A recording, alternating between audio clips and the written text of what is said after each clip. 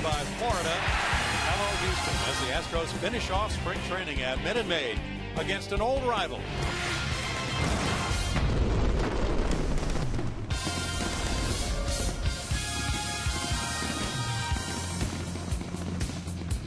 Live from Minute Maid Park in Houston, Texas, spring training baseball on Comcast Sportsnet moves from Florida to Houston. It's game one of a two-game series between the Astros and the Chicago Cubs. Good evening, everybody. Bill Brown and Kevin Eschenfelder. Well, the mood changes a little bit when you get in a big league park. Kevin. Absolutely, it does. A lot more electricity here. Granted, it's still a spring training game and it's an exhibition game, but the juice is flowing just a little bit more, especially for a lot of these young players and guys that have never played games here at Minute Maid Park. We take a look at some of the guys who had outstanding springs for the Astros, including Rick Ankiel, his best spring training in his career. Oh, there's no doubt. You talk about the land of opportunity, a guy that just needed that opportunity and certainly took advantage of it. He can help you in a lot of different ways. Look what he was able to do with the bat. His best spring training ever at .432. But he's also a very good corner outfielder. And Philip Umber, former Rice Owl, had the perfect game a year ago, but the struggles were obvious. But this year, very good in spring training. And Brad Peacock, he has locked down a spot in this rotation as the number 4 starter for the Astros. The Astros hit a lot of home runs in the spring, and now they bring it back to Minute Maid for the next to last game of spring training. We hope you'll stay tuned for tonight's show, including a lot of familiar faces and many new ones as well, including our own Julia Morales. She makes her Comcast Sportsnet debut with us in just a moment.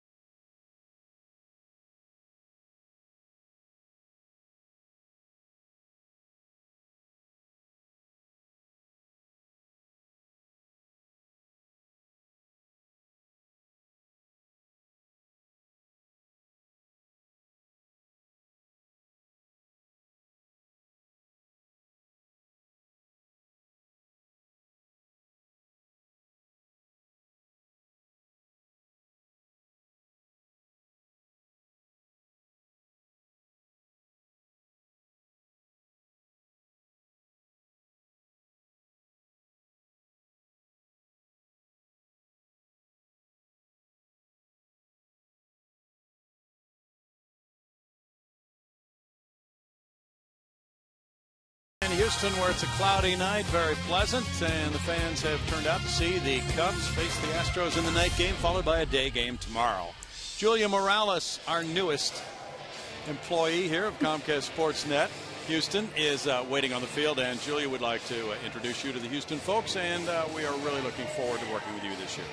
Thank you so much. I'm so excited to be a part of this great team that y'all have put together. Speaking of first impressions, you only get one of them. It's what I've been told many, many times in my life, and Bo Porter was talking about that today, saying that he feels like the Astros have already made a good first impression with what they did in spring training, but it is important to put on a good show in front of the Houston fans tonight, and Carlos Pena kind of drove that point home when he said that no one's looking ahead to opening day, even though it's so close. They just want to win tonight. Bill? He's been all about that. Here is the starting lineup now, and it's brought to you by TXU as the Chicago Cubs, managed by Dale Swaim, go with David DeJesus in center field, Starlin Castro at shortstop, Anthony Rizzo at first base. The cleanup man is left fielder Alfonso Soriano. It's Nate Shearholz in right field, Wellington Castillo the catcher, Luis Valbuena at third base, Darwin Barney the second baseman. The DH is Deoner Navarro, and the pitcher for the Cubs will be Edwin Jackson. Alex White gets the start for the Houston Astros, his 6th start of the spring, 7th appearance. Hasn't gone too well. 1-1 with an ERA up around 7. That's 33 hits and 15 earned runs in 19 2/3 innings this spring. Last time out on Monday against the Washington Nationals, he gave up 4 runs, all earned on 9 hits in 5 innings of work. And He was in that battle for the number 4 spot in the rotation. Instead, Alex White more than likely will be the long man coming out of the bullpen as he gets to start tonight here at Minute Maid Park. And the Astros have brought a lot of extra players from the minor leagues for this 2-game series, so you'll be seeing some of the future of the Houston Astros later on in the game as some of those young players will come in and replace the guys who have been grinding it quite a bit this spring. Alex White goes to work now on De Jesus. David at .364 for the spring with a homer and 5 runs batted in. And he clips the inside corner with strike 1. Clint Fagan is the home plate umpire for this game tonight. You get used to the way certain things look, and it just looks so strange to look down in that dugout right now and see so many players. That's a crowded area down there. Oh, yeah. Every spot is filled on that railing right now. White missing takes the count to 1 ball, 1 strike. Alex is 24 years old. He was a first-round pick of the Indians in '09. Then he was traded in a big deal involving Ubaldo Jimenez to Colorado in July of 2011 and came to the Astros last December in a trade for Wilton Lopez and a player to be named later. It's a 1 ball, 2 strike count. So with Alex White, a native of Greenville, North Carolina, and a guy who pitched at the University of North Carolina, settling into this Astros club as that long man. The Astros are fortified. They had that battle, as you mentioned, Kevin, for this final spot in the rotation. Brad Peacock claimed that spot, and Alex will probably get his innings in that long man role. And that's going to be a tough role, but it's another situation where, as you know, you stay ready because rarely, whether it's a rotation or a lineup, is going to look the same even by mid-May as it is at the beginning of April, much less in September. Guys go on the DL, other guys have to step up, and obviously that'll be the chance for Alex White to get an opportunity as he delivers the 2-2 pitch here. That's cracked sharply past a diving Altuve into right field for a leadoff single for De Jesus. And we'll take a look at the Astros defensively. Chris Carter getting that start in left field. Justin Maxwell, the man in the middle on that outfield. He is flanked in right by Rick Ankiel. Altuve and Marwin Gonzalez, the middle of the infield. Brett Wallace and Dominguez on the corners. And Jason Castro, the battery mate of Alex White. Another Castro, Starlin, is in the batter's box. 23-year-old phenom for the Cubs. He has more than 500 hits in his first 3 major league seasons. .297 major league batting average for Starlin Castro. And Starlin just rejoined the club. He was back in New York for the birth of his child. Rejoined the team here before the Cubs get the season started on Monday for real at PNC Park against the Pirates. They go to Pittsburgh and Atlanta on their first road trip of the year before their first game at Wrigley. They've come from Arizona for this series, where they just said goodbye to one ballpark. They'll be entering a new ballpark next spring in Arizona, and the check swing call gives Alex White a strike for an 0-2 count now. Castro is one of those guys that just, you look down and you go, man, he's just 23 years old. It seems like he's been around for so long because not only did he come up at a young age, but he played a lot at a very young age. Making the team out of spring training for the 3rd consecutive year. Sean Dunston, the last Cubs shortstop to do that in 3 straight years. There you see where he ranks among the leaders in hits the last couple of seasons. Good play there by Jason Castro on a 1 ball, 2 strike count. There is a lot to take in now if you have not seen Minute Maid Park in person in the last few days, because the workers have been feverishly updating this ballpark with the new colors. Add new colors, so obviously a different, a lot of paint being put on the ballpark here. I would say old ballpark, but it's nothing but. This place is absolutely pristine. It has been since the day it opened. It's always been one of the great ballparks in the big leagues. You know, the state of Texas has 2 of the best. And this one in Arlington's a great ballpark as well. That pitch is ball 2. You've got to look there at the concourse. Of course, all those aisle signs had to be replaced with the new colors, the orange and the blue, as you can see. Yeah, out goes the black brick and sand, which was the previous colors, and in come the blue and orange. The logo there on that post in the distance, and you'll see a lot of that when you come out in person. And as we look at the scoreboard, it's a totally different look out in that area as well. And the best big board in the big leagues. That's just absolutely outstanding. Remember wasn't that long ago where television screens like the one you're seeing right there, the big screens, you couldn't see them during the daylight. Now they're just absolutely brilliant. That's high definition right there. And a beautiful look. Wind has been blowing out to left field. J.J. Watt hit a few out in batting practice. Swung and missed 13 times, Brownie. Did he really? Yeah, Jeff Luno gave me the scouting report. He swung and missed 13 times, and he was hitting them off the facade, the back wall, once he started to make contact. He hit one over all those billboards up there. Goodness. Just underneath the light tower. Yeah, that man has some kind of immense power. NFL Defensive Player of the Year. And you know he's got good hands because he was a hockey player. Yeah. There's a liner to right field. That'll be a one-hopper. And a single for Castro as the Cubs get something started against White. First and second, nobody out for Rizzo. Just staying back, keeping your hands inside the ball, shoot the ball to right field. And that's really what Starlin Castro was able to do right there. Look at this. Not trying to do too much with it, not trying to yank it. Just be able to put it right there, serve it up into right field. Now, Alex White's got a little bit of a pickle to deal with right here before he is retired a man in the first inning. He could use a triple play ball right here. It's in order. Anthony Rizzo, the batter. 23-year-old slugging first sacker. Well, the Cubs are pinning a lot of hopes on him, aren't they, Kevin? Yeah, absolutely, and with good reason. You know, he's a guy that's always had big expectations. He was involved in the Adrian Gonzalez deal, San Diego and Boston, and now came over to the Chicago Cubs. And so, you know, obviously with the talent that he has and has been able to show, there are high expectations for him, without question. Last year, he had 15 homers and 337 at-bats for the Cubs. Just 23 years old. Boston to San Diego in the Adrian Gonzalez deal. San Diego into Chicago for Conroe native and Conroe High School product Andrew Kashner. Anthony Rizzo's a big part of the Cubs offensively, and they have scored 172 runs this spring while going 16-18 to this point. The Cubs are in a rebuilding stance right now, acquiring young talent in the minor leagues and young talent like Rizzo at the major league level.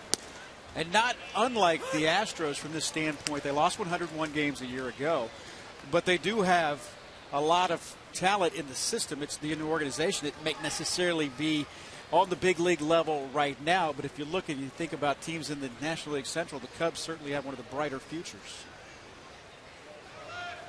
White's behind 2-1 with 2 on and gets a foul ball. 2 balls, 2 strikes now for Alex White. Yeah, this was very similar to the game he had against the Washington Nationals when he really struggled early on in that ball game. And the thing is, you struggle early, you get that pitch count up. That's something everybody is obviously keeping an eye on. I was told earlier that in tonight's game, once he gets done, once Alex White gets finished in this one, they will go with major league relievers. So you'll see some of the regulars. You'll see a lot of the regulars in this one tonight. But you're also going to see a lot of those new faces and guys that you're really curious to see what they are like. The Carlos Correas of the world, Jonathan Singletons. George Springer is here. Yep. You know, some of the top guys in years to come. Marwin Gonzalez was the opening day shortstop last season. Jed Lowry was injured to open the year, so he got that distinct thrill in his first day in the big leagues. Got a year of seasoning under his belt. Now it's Ronnie Cedeno sharing time with Marwin at that shortstop position. Cedeno pick up right here at the end of spring training after he had been released by St. Louis. Didn't work out for Tyler Green. Timing was everything for Ronnie Cedeno. Released basically on Saturday and signed on Sunday by the Astros. What do you have to make the drive just over? And he was in the lineup 2 days in a row for 2 different teams in spring training. Big 3-2 pitch here. Rizzo blocks one, but it's foul. Well, he sure turned on that inside pitch. Yes, he did. And that is quick to get there. Very aggressive approach from Anthony Rizzo. Now, you mentioned the Cubs, having lost 101 last year, are trying to do it right. So there are many similarities between these two clubs right now in the front offices of both the Cubs and the Astros, drawing high marks for their acquisition of young talent in the last several months. And maybe, as the base is loaded now and nobody out, a similar mindset to at the top of that. Theo Epstein, the president of this club, Jed Hoyer, the general manager. Both of analytical thinking, much like Jeff Luhnow.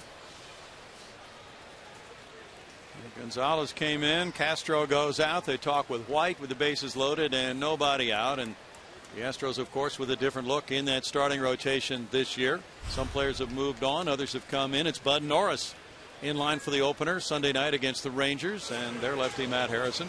Lucas Harrell to pitch game 2. Then Phil Umber, Brad Peacock, and Eric Bedard to round out the starting rotation. Yeah, you know, Philip Umber to me is the guy in that mix right there that maybe the most curious of, because obviously a guy that has outstanding stuff is not able to ever really put it together. We saw him against the White Sox a year ago and just really struggled. Alfonso Soriano looks at strike 1. Speaking of a guy, seems like he's been around forever. Yep. Alfonso's 37 years old. He hit 32 homers last season.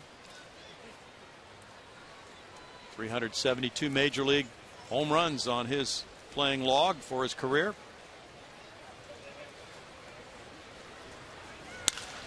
This one goes to right field and over toward the line. Ankiel with the runners tagging.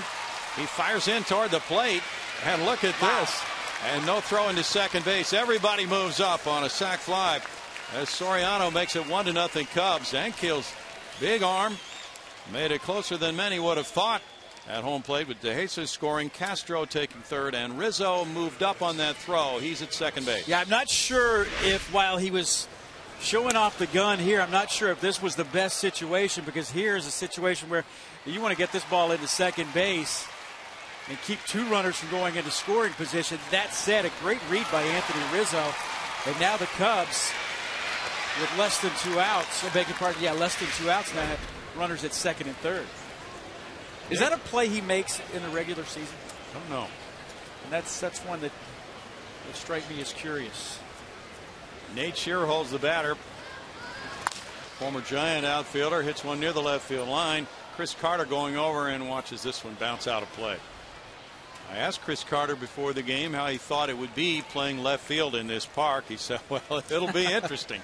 And of course, it gives him a chance tonight to learn a little bit more about his new territory in left this year. Yeah, he's never played here, obviously, before as an Oakland Athletic, but you know, out there, this is not an easy left field to play by any means when you take into consideration the wall. And people say, well, you know, it's only 315 feet down the left field line.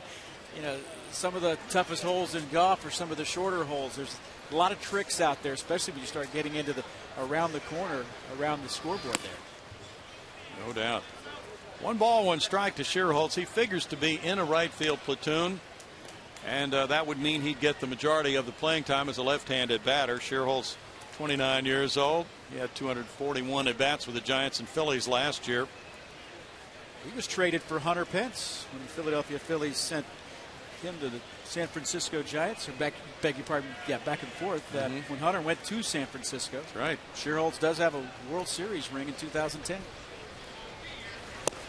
He looks at that one, and it's 2 balls and a strike. You know, speaking of World Series rings and the Giants and how good they've been, that'll be one of the intriguing races this year in the majors. The Dodgers and the Giants in the NL West. Boy, they released today the payrolls, opening day payrolls, I think $238 million. Obviously, a lot of that's coming from the Boston Red Sox, from the trade that they made last year, and acquiring guys like Hanley Ramirez.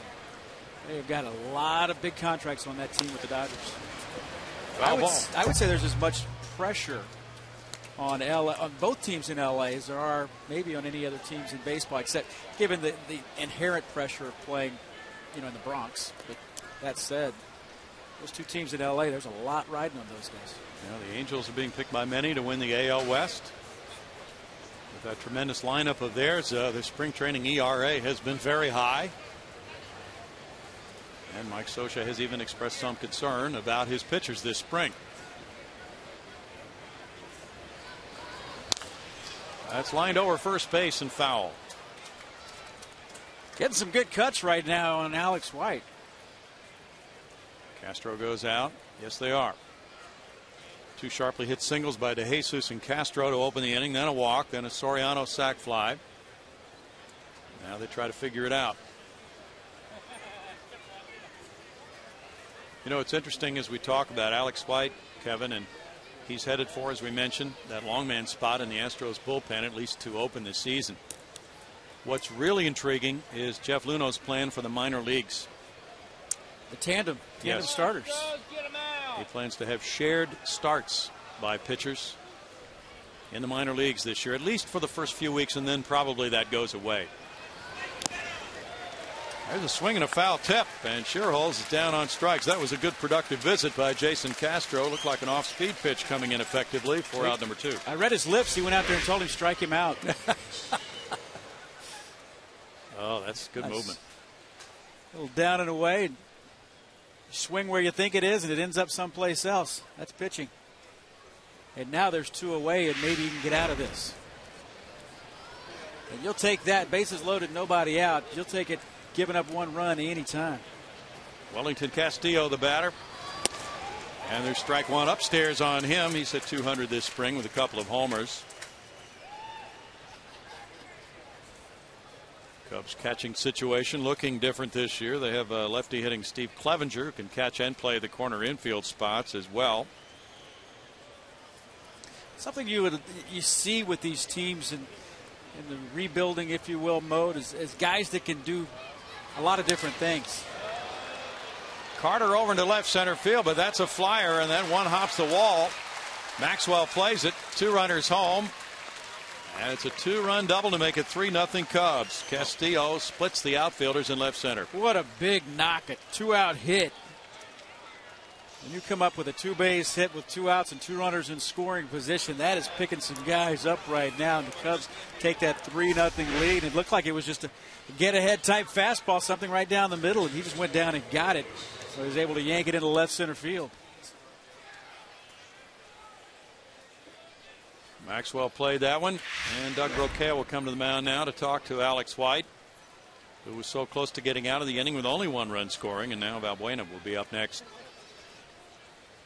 It has been a tough go. The thing for Alex White that you have to keep in mind is he, like so many of these players, we point to the age, because this is a guy who pitched in college, but still a guy with not a ton of big league experience.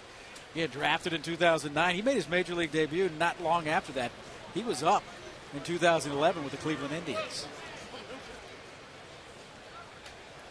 He was their minor league pitcher of the year that year. 2012 in Colorado, went 20 starts and went 2-9 and an ERA of 5.51. 226 for Valbuena with 1 homer. And that one is fouled away. Strike 1. Ian Stewart figured to be the 3rd baseman, but he is not healthy. Has a quadriceps injury, and fluid has been drained from that quad, so he opens the season on the disabled list, and Valbuena is the starter tonight at 3rd. Banged up in that starting rotation as well with Garza and Scott Baker. They're out probably until May.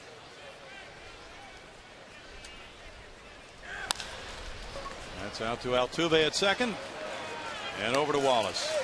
And it's a 3-run Cubs first on 3 hits with a man left. Cubs 3, Astros coming up.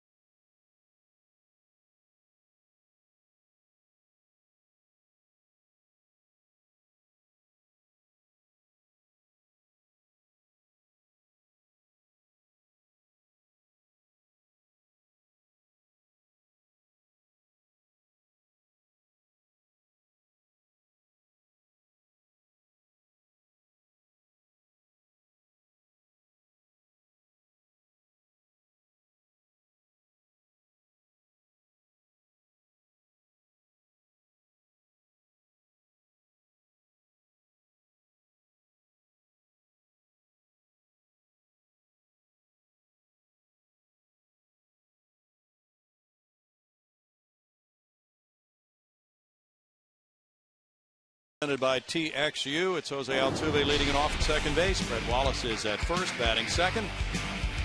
The DH is Carlos Pena hitting third. It's Chris Carter in left, Rick Ankiel in right, Justin Maxwell the center fielder. The catcher's Jason Castro with Matt Dominguez at third base and Marwin Gonzalez the shortstop. The well-traveled veteran, 29-year-old Edwin Jackson gets the start for the Cubs. He's projected to be the number 2 starter in this rotation before the season.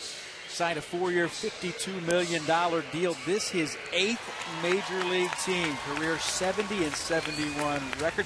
Pitched last year with the Washington Nationals. You take a look at the numbers here in spring training. 1-2 with an ERA over 4. But Edwin Jackson, he is a guy that the Astros quite familiar with. And again, in Washington last year, for whatever reason, under 500, and that just doesn't cut it in that pitching rotation. Was able to sign that free agent contract at the end of the season. Grew up in Georgia, born in Germany, grew up in Georgia, and he gets the start tonight against the Astros.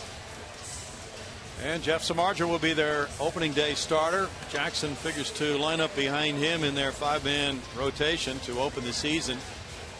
Patchwork it after that, whether it's Feldman or Villanueva. They got Travis Wood that'll probably be the number 3 starter. Came over in that trade from the Cincinnati Reds, being the left-hander to break things up in that rotation. Jose Altuve has had outstanding numbers this spring, one of the best batting averages in the Grapefruit League.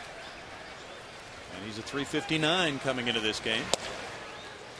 Takes the first one. There's strike one. He's driven in 5 runs. He has 5 doubles this spring, and he has scored 11 runs. The Astros have had a good offense. They've scored 177 runs. And they've hit 46 homers. Ooh, look at one hit him.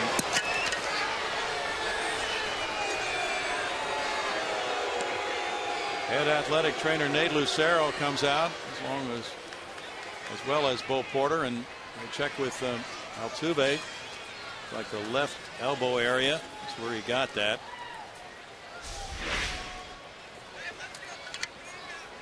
Right on the elbow. Oh boy. Yeah, if that swells, he's going to have a tough time bending that. Right on the point of it. I would be surprised if he stays in the ballgame at this point. Yeah. Go ahead and start getting treatment immediately on that. Just making sure that he doesn't have a broken bone at this point, testing his grip.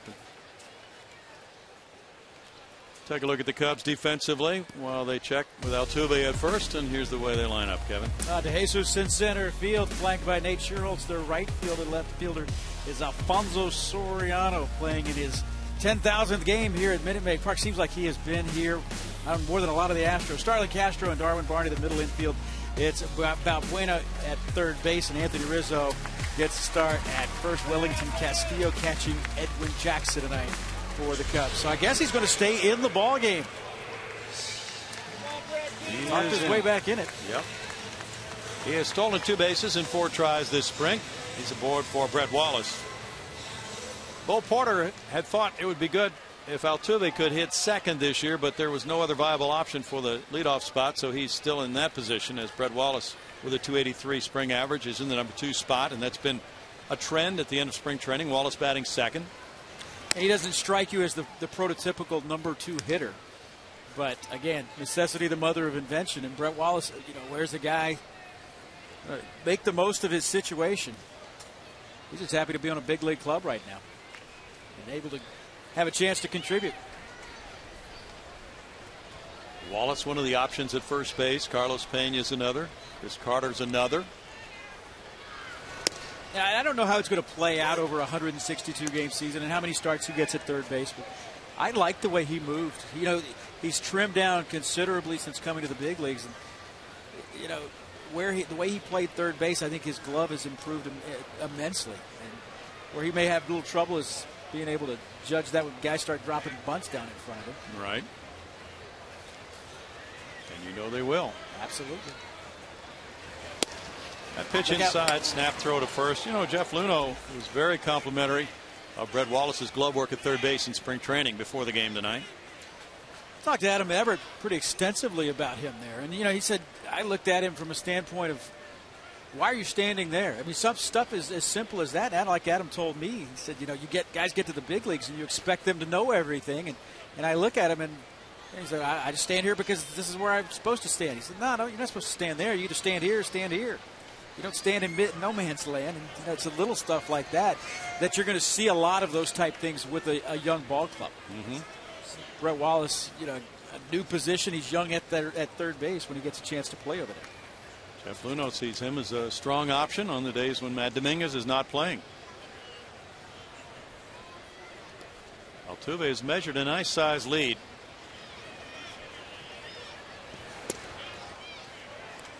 Three balls and a strike. Wallace has made some adjustments and feels better equipped to be able to turn on an inside fastball now, but he just took that pitch. And that's the other way to combat the issue of a pitcher coming in, is to recognize what is a strike and what isn't. 3-1 pitch here. Hitter's count. See if he lets one fly.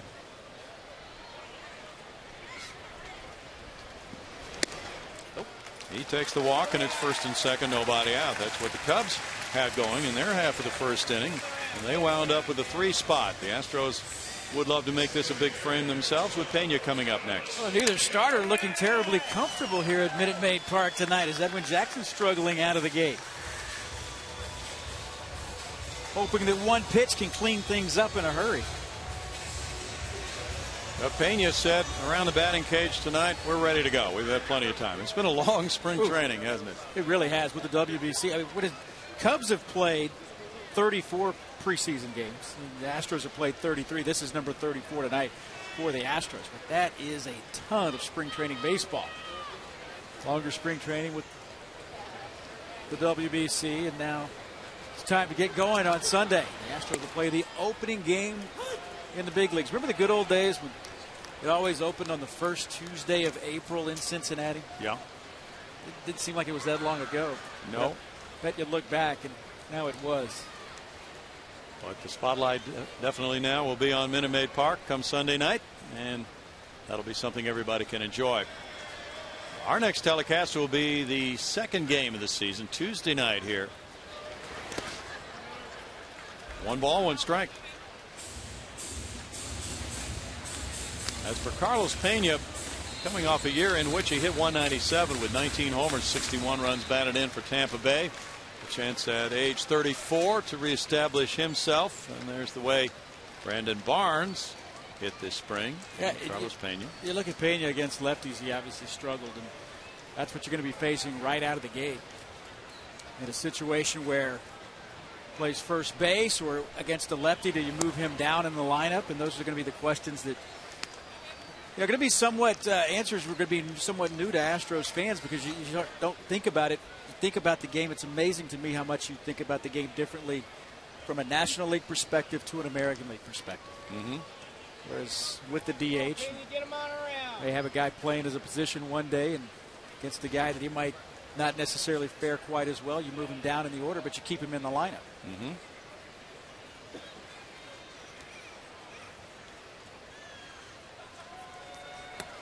You know, that was interesting to see on that graphic. Brandon Barnes, who's had an outstanding spring, but he is viewed as a tremendous defensive asset.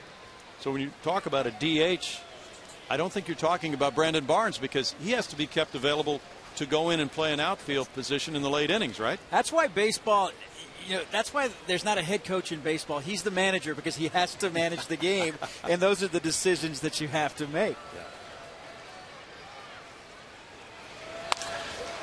It's rocked to center field. DeJesus back. Towering shot. Oh, it was hit high. Both runners tagging. And Wallace will hold and go back. But the lead runner, Altuve, gets to third. That ball was hit a mile in the air for as far as it was hit. It was. About 20 feet short of the track. Sounded good, didn't it? Yes, it did. Altuve looking down at that left elbow where he was hit by the pitch. He's able to move, the importance of that, obviously able to move to third base. Less than 2 outs, and you got the right man for the spot. Nice deep fly ball will put the Astros on the board. And Chris Carter is quite capable of providing just that. He's hit 4 long balls this spring, and he's driven in 13 with a .250 batting average for Carter, who had excellent production for his playing time in Oakland last year. Well, Carlos had a look of frustration on his face when he went back to that dugout. It's not going to take him very long to figure out that you don't hit that ball here. Right. That is no man's land. That is dead. Hit it to left, hit it to right, you're good. 436 feet to straightaway center.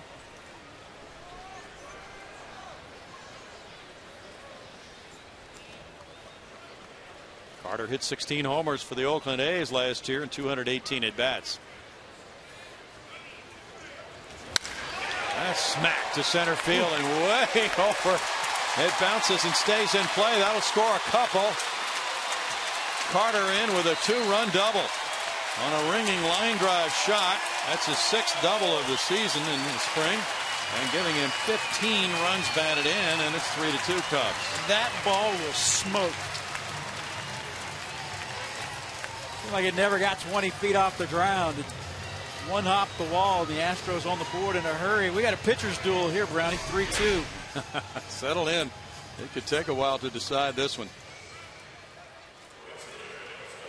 He is one strong hitter, isn't he? That ball just jumped off his bat quickly out to left center field. A 395-foot line drive. Altuve scores. Wallace coming home behind him. 3-2 ball game. Kevin Chapman warming up for Houston. And there's ball 1 to Rick Ankiel, who has had a marvelous spring. 432, 4 homers, 10 runs batted in for Rick. Trying to make this a resurgent year for him after an offseason last year in which he hit 228 for Washington. Look out. Throw to second. Carter back in. It's a 1-ball, 1-strike count with Castillo gunning that throw down to Starlin Castro. Man, come on. This is a Grapefruit League game.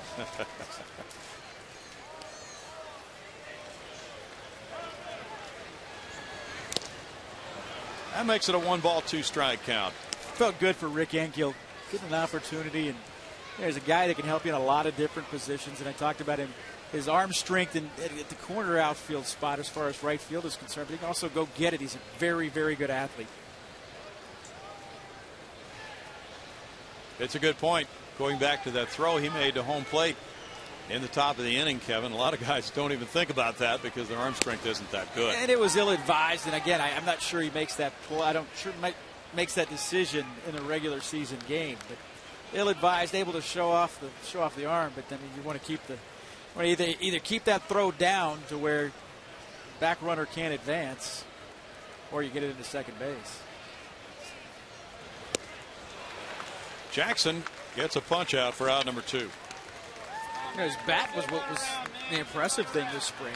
Not just only hitting for power. He drove in 10 runs. He had 4 bombs, but he also hit 432. Justin Maxwell, on the other hand, checks in at 158. He's probably happy about that. That batting average does not matter one iota to him. He has 1 homer and 6 runs batted in. You almost hate to hit 432 in spring training. Yeah, I was going to say Justin's ready. He says, wipe that one off the chart. Who's going to remember what I hit in the spring of 2013? And the nice thing about his approach to the spring is that he has not had to worry about making the club or cementing a certain number of playing time because he is the guy in center field for the most part. Had 9 different players on an opening day roster for the very first time. Yeah, it was neat, Brownie, the way when I was in Kissimmee, I guess it was Monday. Jeff Luhnow called the guys in, and guys that had made the roster for the very first time. And while a lot of guys, when you get that call, you're thinking that can't be great news. And some of them knew it was coming, but the other ones were just absolutely thrilled. And you could not have wiped the smile off of Jeff Luhnow's face. Yeah. He was really, really happy about that. Let's face it. He spent a lot of time down there telling guys that they aren't coming to Houston with the big club. And he was able to turn that around and give some guys some good news. Brandon Barnes was a guy that I was maybe as much as anybody happy to see make this club. Yeah, he's a hard-working young player. 9 years in the organization. 2-2 now. That was David Stearns on the other side of Jeff Luhnow, new Astros assistant general manager. And David was explaining the way the Astros are going to do it with their pitching staffs in the minor leagues this year with that shared time for starting pitchers. It really makes sense. especially when you've acquired as much pitching as they have through the trades. Exactly. Maxwell's down on strikes, so Jackson does get out of the first inning after the Astros pick up 2 runs on 1 hit. They leave a man on. Chris Carter drove in the 2 with a double. It's 3-2 Cubs.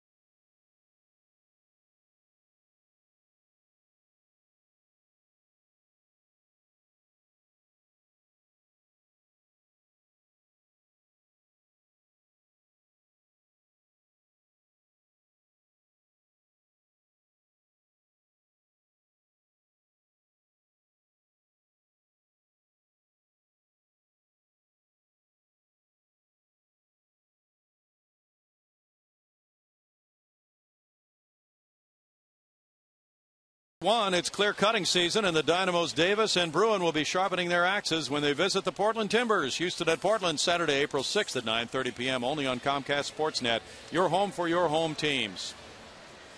The Astros go to the bullpen, and time for our call to the bullpen, presented by Gulfgate Dodge Chrysler Jeep Ram with lefty Kevin Chapman. He came from the Kansas City Royals in a trade about a year ago, that Jason Bourgeois Humberto Quintero deal, bringing this 25-year-old lefty from Coral Springs, Florida, who went to the University of Florida, to the Astros organization. Had a solid all-star year in the Texas League for Corpus Christi this spring, 0-1 with a 12.60 ERA. Throws hard. He has good stuff. It's just a matter of harnessing that stuff, and I think we'll probably be seeing him in the big leagues, if not this year, pretty doggone soon, Kevin. Yeah, he's worked 6 times. This will be his 6th appearance here this spring. You see the ERA up over 12, but in 5 innings of work, he's given up 7 earned runs on 8 hits. So while he throws hard, it has been hittable stuff so far, giving up those 8 hits in 5 innings of work, but now gets a chance early on here in the 2nd inning tonight after a short start tonight for Alex White. White in 1 inning allowed the Cubs 3 hits and 3 runs, walking 1 and fanning 1. And now it's Darwin Barney, the Gold Glover at second base in the National League last year. Barney takes a look at Chapman's first pitch, and it's ball 1. 242 for Barney, 2 homers, 10 runs batted in for the defensive wizard. You know, as you noted, that high spring training ERA for Kevin Chapman, he's had 3 outstanding outings. Yeah, it kind of blows up on you in a hurry whenever you get a small sample, and that's kind of what it did for Chapman. In 3 of those outings, he did not give up a hit. 2 of those were 1 inning, the other one 1 1/3, no hits in any of those, and only 1 walk. So he had 3 outstanding ones and 2 that really killed his ERA. Against the Mets, 3 runs in 1 inning, and against the Mets again, 4 runs in 2/3 of an inning. And nonetheless, he has the stuff to succeed. He reaches the mid-90s at times. 2 balls and a strike to Darwin Barney. And the Astros feel a whole lot better about the depth in their organization than they did a year ago. Kevin Chapman is a part of that, and they feel that they can call on someone from Oklahoma City with much more predictability. Fly ball to center, Maxwell. And Chapman could be one of those lefty relievers. He was one of the guys who had a shot at making this club when spring training opened. And not just in a situation of the pitching staff, but I think that goes for position players as well. competition to me, it helps from a standpoint. I'm not sure that there's been that much competition. Whenever you're looking over your shoulder a little bit, to me, it makes it a lot easier to stay focused and stay on edge. That can't hurt you in the big leagues. Deanna Navarro, the veteran catcher, DHing tonight at 283, has 4 homers and 16 batted in. He's 29 years old. He throws hard, doesn't he? He does throw hard. Ball 1 to Navarro. Astros, of course, will have Wesley Wright as their mainstay lefty in the bullpen. Xavier Cedeno will be out there to give them 2 lefty relievers. Isn't amazing? Isn't Wesley the longest tenured Astro right now? Yes. Amazing. It is amazing. I think Bud is next. Yeah, I think you're right. It's Bud Norris. It seems like he was making his major league debut against the Cubs day before yesterday at Wrigley Field. It does seem that way. He and Wesley Wright. Wow. 3 balls, no strikes. Now he's ready for his first opening day start on Sunday night. The Astros, by the way, will meet the Cubs during the regular season at Wrigley Field in June in a 3-game series. They'll also play the White Sox in the Windy City. That's different. It's going to be a different type of season. Obviously a different kind of schedule, and it's going to be this way from here on out. 15 and 15. There's going to be an interleague play game every single day. That's going to hit some of those teams right away out of the chute. Somebody's got to. Yeah. And it will be a totally different feel, won't it, to have interleague play this early in the season? And it's almost, if you take the designated hitter out of the equation, it's almost as if it's Major League Baseball and not so much of a National League and an American League. Obviously, that's a huge part of the equation. Every day you're going to have the interleague play. The Angels and the Reds open the season. Isn't that weird? Right to left field. Carter watching this one fly over his head and into the seats. Home run for Navarro. And the Cubs lead at 4-2 on his 5th long ball of the spring. Ball did not take long to exit stage left. So Deanna Navarro gives the Cubs the long ball. And they are off to a great start in this game offensively with 4 runs on 4 hits.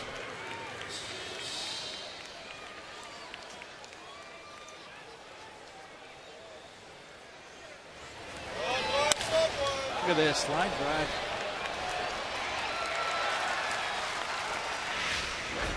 Bring your glove.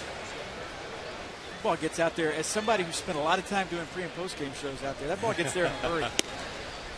There's strike 1 to David DeJesus. Hey, Mike Stanton and Marius Payton. Were on the field for the pregame show. We won't see them again this year, will we, out here? Boy, are you asking the wrong guy. I think they'll be in the studio, no, Kevin. They'll be in the studio for the most part. Absolutely. Beautiful studios, too. Top notch. Well, you had to hustle over here tonight after your show from 5 to 6. We should tell quickly. Before we scare anybody. We should tell. Alan took a fall and he fell down. He is mending. We're making sure he is good to go. That's why I did a couple of the games there in the spring training, and that's why I'm doing tonight's game and helping you out here. Just a space filler right now. And Alan will be back for opening day and be back on Monday as well. That's a soft fly ball, shallow center field, and that finds a landing zone for a single for DeJesus, and he's 2 for 2 in this game. The open spots out there right now for Cubs hitters. So it seems. They're finding them, that's for sure. Rangers and A's in that first homestand, and then the A's are on the first road trip as well, which takes the Astros also to Anaheim, where they meet the Angels, and they have 6 with Seattle in the early going, and then at Boston and the Yankees on that next road trip. Astros have played in every major league ballpark so far. Well, every city. Right. Toronto was the last one, wasn't it? Right. Yeah, so they have not played in Target Field in Minnesota right. yet. That's the only one I was thinking about that they had not visited. They'll cover that one. Yep. Starlin Castro. Throw going over to first. And so for the players, it'll take a little getting used to with the new cities on the itinerary. You know, you get and you look at it versus the National League, and you know San Diego is a great place to visit, but you get Seattle, which is a great place. Anybody and everybody that in traveling parties, they love going there. It's nice, though, to have that Wrigley Field visit coming up later on this season, too. Can't go wrong with that. Look at that. There you go.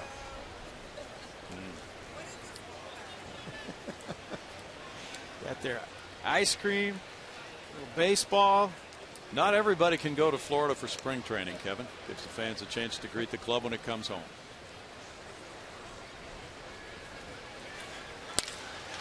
That's rolled out to short. Gonzalez with the toss. Altuve hangs in, and he does that so well. For the 6-4-3 double play, it's 1 run, 2 hits, and nobody left. The Cubs lead it 4-2.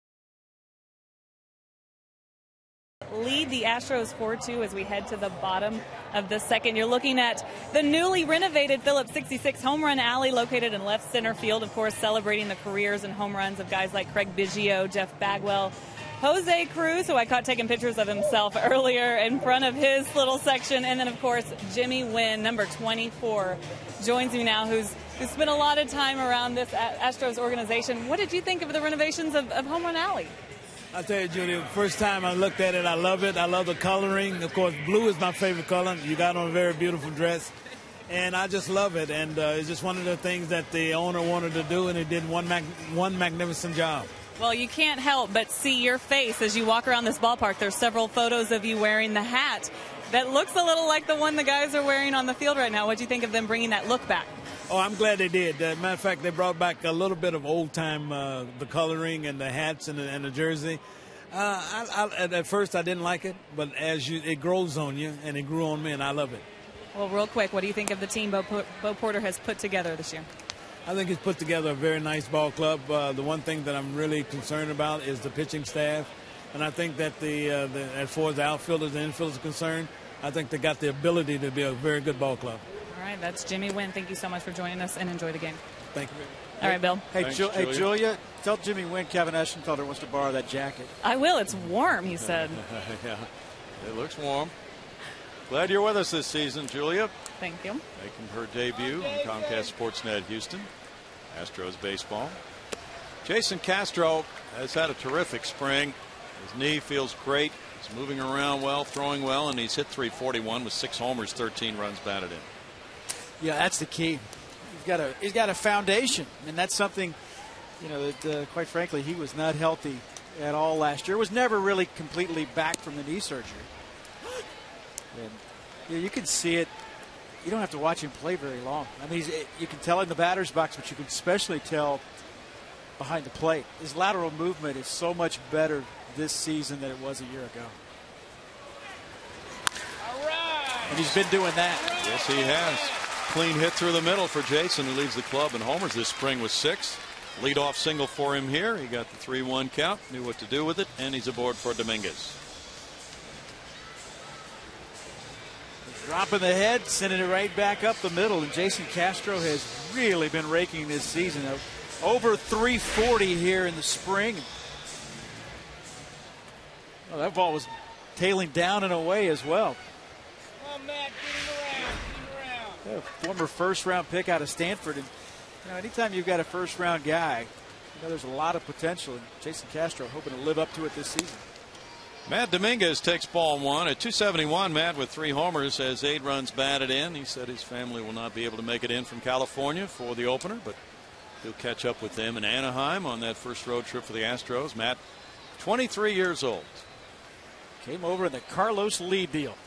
Thank you, Carlos. Remember, he came right. It was in July, and he came right to the big leagues. Got a chance to play with the Astros a little bit before the All-Star break, and did some nice things. Particularly, went back down, came back up in September. How about that? On through into right field with that inside-out swing. He gets it by Darwin Barney. And it's first and second, nobody out, with Dominguez shooting one through the right side. That is so strange. I'm looking down at my lineup and wondering, okay, we're in a bunt situation here. Yeah, right. No pitcher batting. That's what's going to be so different for many fans of National League Baseball in this city as they make the transition. Marwin Gonzalez with a .250 average has a homer and 2 runs batted in. Well, a lot of fans don't like to see bunting anyway, Kevin. Yeah, I know. Hey.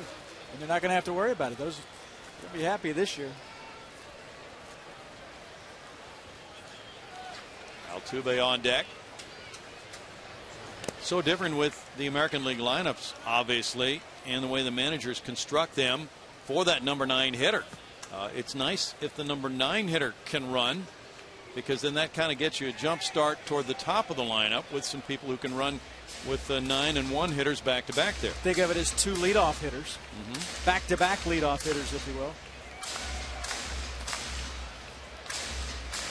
Bo Porter, for his career, has been a coach for 3 different National League clubs, so it's a switch for him as well in terms of baseball with the DH. But played more as an American League player. It was Texas, right? I know he played with the Rangers, but for the most part, so he was an American League player. True. Bueno over and adjusting and can't get there. Looked like the wind may have taken that one further away from where he was headed. And Marwin Gonzalez gets life with a 1-1 count. It'll be a learning process for us all. It will be, won't it? Yeah, it really will. Just from a broadcaster standpoint, what's this about Buena? Spring training? Not so much. Right. That was lukewarm, to say the least. But I mean, you're going to start seeing teams that, quite frankly, we don't see a whole lot of. Yes. Oakland, you don't see a lot of the Royals. You don't see a lot of teams like that. Cleveland. Right. Even the teams in the division, Oakland and Seattle. Yep. You get a chance to see more of Texas and Anaheim for whatever reason. But your learning process. You remember last year when they had the 6-pitcher no-hitter in Seattle? Yes. We were all on the bus. Okay, Kevin Millwood and who? Yeah, we didn't know. And these are people that know baseball. There were a lot of people that who are these guys again? Look at this. That's out to right field. Shearholt's going back on it. Shearholt's at the wall. How about that? Marwin Gonzalez. 3-run homer for Marwin, and the Astros grab the lead. He got it just over Shearholt's into the right field seats for home run number 2 of the spring. I wasn't sure for the longest time that Shearholtz didn't have that ball in his glove. Right. Sometimes outfielders like to deke everybody. You remember Carlos Beltran did that in one of his first games as an Astro, but boy, that went right down the middle, and Marwin spun on it and hit it out of here. And it's 5-4 Houston. Wasn't as close as you looked at it from that angle. No. The Astros come firing right back. There's Altuve looking at strike one. There's production out of your 9-hole Brownie. Yeah, they've done this, as you know, this spring any number of times. They've fallen behind and come storming back. And that's one of Bo Porter's mantras: compete. That's what they've done really well. They're 14-16 with 3 ties. They've scored as many runs as their opponents exactly for the spring coming into this game, and have really put together some nice innings with a lot of power this spring. When I saw them on Monday, you talked about that. They were down 4-1 going into, I guess it was the 7th inning, and all of a sudden you put together a 5-spot in the blink of an eye, and they were up 6-4. But guys, they're ready to warm up the bus on spring training games once you get late in ball games, and that's not the case, and that may be a byproduct of a young team with guys going out there realizing that, whereas a veteran club, you know what, let's get out of here first pitch swinging. Right. Young clubs like this, they're out there trying to impress and influence people. It's a good point. Veteran players for the most part, are just going about their business, not too worried about results. Younger guys, if they have to make a team, are putting a lot into every opportunity. Breaking ball gets Altuve on strikes. Strikeout number 3 for Jackson. Let's look at the power display from spring. Well, the Astros, one of the best in Grapefruit League. Only the Atlanta Braves, Seattle Mariners were really the teams that had more home runs. Tied for 3rd in the Major League with 47 homers this spring. But it was a club that played with a lot of power. You know, Florida, you don't think of the altitude, obviously, but the wind does blow out from time to time. That said, it can blow in as well. So that was a true number, especially when you look at the slugging percentage and the 2 base hits, too. That's another thing that factors into this. The Astros had to be very, very pleased with what they saw from an offensive production standpoint this spring. Wallace goes to a 1-1 count. The Astros have now hit 18 more homers this spring than last year. They have had more games, but the last time they've hit 47 homers or more was in 2002 when they hit 48. Yeah, it was days of Bagwell, Biggio, and Jeff Kent, and a lot of other guys. Back in 2002, they hit 7 homers from Jeff Bagwell and 7 from Lance Berkman. That's what it was. Because Kent was still a year away. Yep. As a club, the Astros are in the top 5 in slugging percentage. And Wallace swings and misses, is thrown out for out number 2. And they have come into this game leading the Grapefruit League in doubles and 2nd in home runs. So they've had the good power display working. You know, and it doesn't always, and sometimes it never does. It translates from spring to the regular season. But that said, you know, we've talked about people's struggles in the spring. So why can't you talk about the successes in the spring and hoping that it carries over? If for no other reason, you know, there's not a guy in the big leagues that's not confident, because let's face it, you don't get here without having a little moxie. That said, this is a very young team. And I think that's why with this young team, the start of this season is so very important. Getting off to a good start. Shift is on for Carlos Pena. There's strike 1 to Carlos.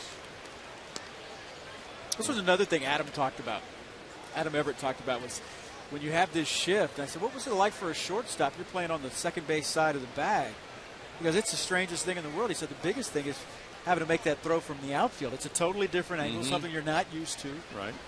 And when Adam Everett says it's strange, you know it is, because he's a guy that could pick it. 1 ball, 1 strike. And I think that's why teams do this throughout spring training, to get the players accustomed to making plays from those unusual positions in the shift. Now you look at Valbuena, he's playing exactly where a shortstop would be playing. See him there? Right. That's your third baseman. Shortstop is there standing by the umpire. Right center field. 1 ball, 2 strikes to Pena.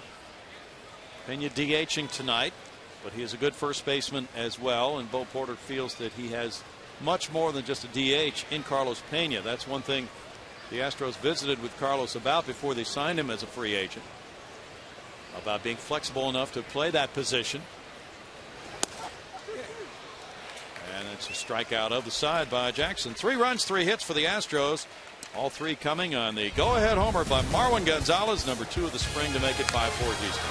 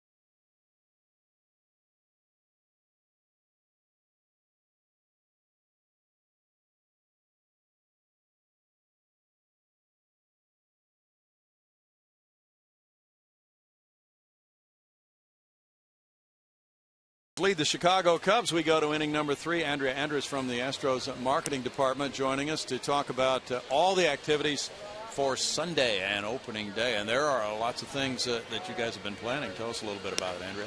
That's right. In addition to the game, we have a lot of fun before the game even starts. We're going to block off Crawford Street from 1 to 6 p.m. Everyone can come out, friends, family, everyone, and just enjoy. No admission. We'll have inflatables, orbit, anything you can imagine other than the game will be out on Crawford Street from 1 to 6 before the game. Maybe even some food out there? Yes, we'll have food trucks. Music, dancing. That's right. We'll have our Budweiser stage. We're doing a Q&A session with players, coaches. Bo, Jeff will be out there. Our radio broadcasters, Robert Ford and Sue Sparks, will be out there. I need one of those books. I finished the last one. Okay. That's saying something for me. We'll get you a book, Kevin. Will he get a signed copy? He'll get a signed copy. I think I know somebody. Everybody will get a signed copy on Sunday. That's right. So if you're coming out early, there is a lot to do. And a lot of people do like to get here early, Andrea, and get their parking spot all secured and just kind of walk around and enjoy the day, don't they? That's right. I mean, with the sold-out crowd, parking could get crazy later. So the earlier you get here, the easier it's going to be. You can just set up and relax until the game starts. Well, it's been a very busy winter around here for you guys, making all the changes in the ballpark, all the adjustments to everything new this year with the move to the American League. Would you say that it's been pretty unusual in that regard, or is it just business, just baseball business? Just baseball business. Okay. No, I mean, it's been a crazy offseason for everyone here on the business ops side of the team. When everyone comes out here on Sunday for opening day, they're just going to see so many changes. The walls are blue and orange now. The signs are all redone. Obviously the new uniforms, the new logo. It's brand new. It's really amazing to see finally. This sounds crazy, but when did they start painting on the ballpark? Because there's a lot of brick color, the brick and black and sand to change over to blue and orange. There's a lot of little pieces around this ballpark that you got to find to paint. I mean, when did they start with this? Months ago. I mean, all of off season, honestly, we've been working on changing everything out. Everybody walk around with a paint bucket and their own little brush. That's just right. in case they see something that needs to be touched up. All right. It's a team effort here. Rizzo draws the walk. Well, J.J. Watt was out today. Yes. And it was J.J. Swat as he was belting balls over the fence in left field. He'll be throwing out that first pitch opening night. Lyle love it. J.J. Watt swung and missed 13 times today. And then I think he dented the back wall of the stadium here. Took out his wrath. Well, we were all excited watching him up from Union Station. All the employees here from our cubicles and our desks peering out. It was definitely interesting seeing a huge football player out there with a baseball bat. Soriano, the batter, he is a great ambassador, though, for Houston, isn't he? He just got back from an overseas tour with the military troops. Afghanistan, yeah. Terrific guy, and nice to have him aboard to throw out that first pitch. All the changes include you guys have new offices over there in Union Station, new team store. Diamond level. Oh, wow. The Diamond Club's amazing for everyone that has opportunity to go down there. It's really, they spent a lot of money down there redoing it, and it's worth every penny. It looks great. And it's almost double the size it was, right? Yes, I think it's 16 or 17,000 square feet now, so it's a really big piece there, and it'll be able to be rented out for weddings or what have you also, so It's a multifunctional space. As for the uniforms, I have not heard anybody say anything even neutral as far as the uniforms are concerned. Everybody loves the uniforms, and it's not one of those things where they're okay. It's not. You don't get that at all. People love the uniforms. What have you heard so far? Because I know, Brownie, you were a part of putting these, not so much putting them together, but at least making decisions on what these uniforms would be. What's been your feedback so far? Exactly the same as you. It's been positive. Not even neutral. And especially what we're seeing the guys in tonight with the batting practice jerseys that they're actually playing in tonight. That's been everyone's favorite, it seems like. But we're all really excited to have them in their home whites when season actually starts and let the fans see those uniforms as well. They won't wear those, and they purposefully did that. They will not wear those white uniforms until the first American League game on Sunday night, right? That's right. And we'll actually have their names on their jerseys. That'll be nice. Thank you. Appreciate that. Andrea and I were on the committee. What do we have? About 25 people on the committee, right? For the rebranding for the colors. And what I couldn't believe many months ago was that we all actually agreed on colors. Yes. It's nice when there's an easy decision to be made, which could have been a very complicated one. I know you're not going to tell me exactly, but did the blue and gold, I know you were looking towards the past. Dominguez gets in front of it, fires to second. Altuve reaches up, guns it on to first. Nice job by Altuve, who had to reach to the outfield side, and then he still turned a double play, Kevin. Big time around the horn. And remember, Altuve was hit by a pitch on the elbow earlier in this game, but hanging in there and making that play at second base. And the part about Altuve, you're going up to get that. You don't know how far away that runner is bearing down. You got a nice stretch as well. Wallace down the first base, on the first base line. I'm not sure if he was ever on the bag, but down the home plate side of the bag. It looked good, even though he was a little off, it appeared. All right, so did blue and gold ever come into the conversation? That was part of, I think it came in the conversation, late 90s, didn't it? Last uniform in the dome. But we all kind of Yeah. like the orange, stayed didn't with we? the orange. Okay. I'd say we looked at all of them for sure, though. And the other thing was, as you see, Shearholz waving at that one for strike one. And I never really thought about this, but somebody said, well, pinstripes are more of an East Coast thing. Oh. So the pinstripes are gone. Pinstripes being gone has also, I think, really made our fans happy, appeased our fans. Houston wasn't very receptive to the pinstripes. No. That, I think I was, I'm going up and down the coast. You're right. It's more of an East Coast I thing. never really thought about it, Kevin, but somebody pointed that out, and sometimes we watch this thing every night, and we still miss a lot. Don't we?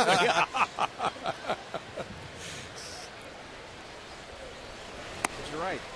Started obviously with the Yankees and the most famous of the pinstripes. But think about it. I guess the Rockies probably have a pinstripe uniform at home. True.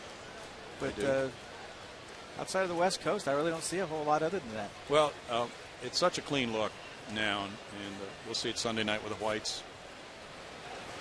And then the orange uniforms will be Friday nights, right, Andrea? That's right. Every Friday night during this season, we'll have Friday night fireworks. We're calling it Big and Bright Friday night. It's just a great time to bring out the family and see just an amazing fireworks show at the end of every game. Thanks, Andrea, for joining us. Thank you Good so to much. see you again. 5-4 Astros. To the orange tie. How about that?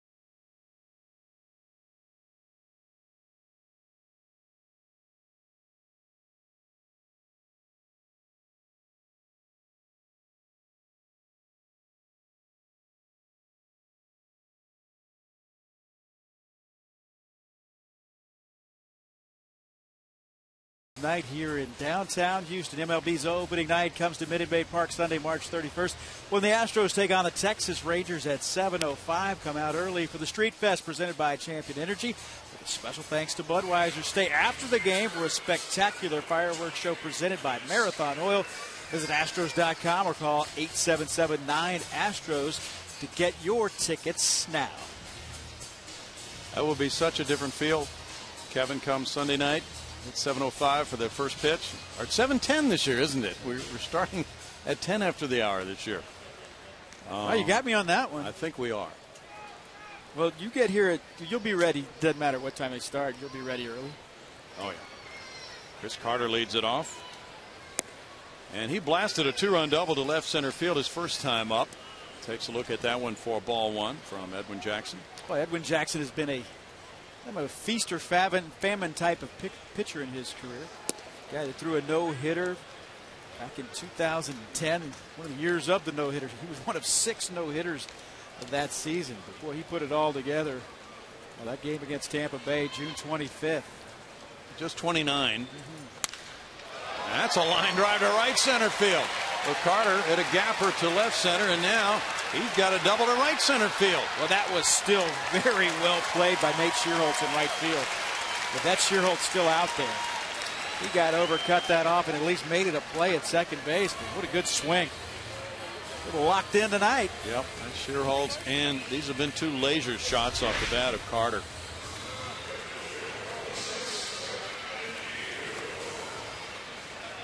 That pitch sat right there for the barrel of his bat to send it out quickly.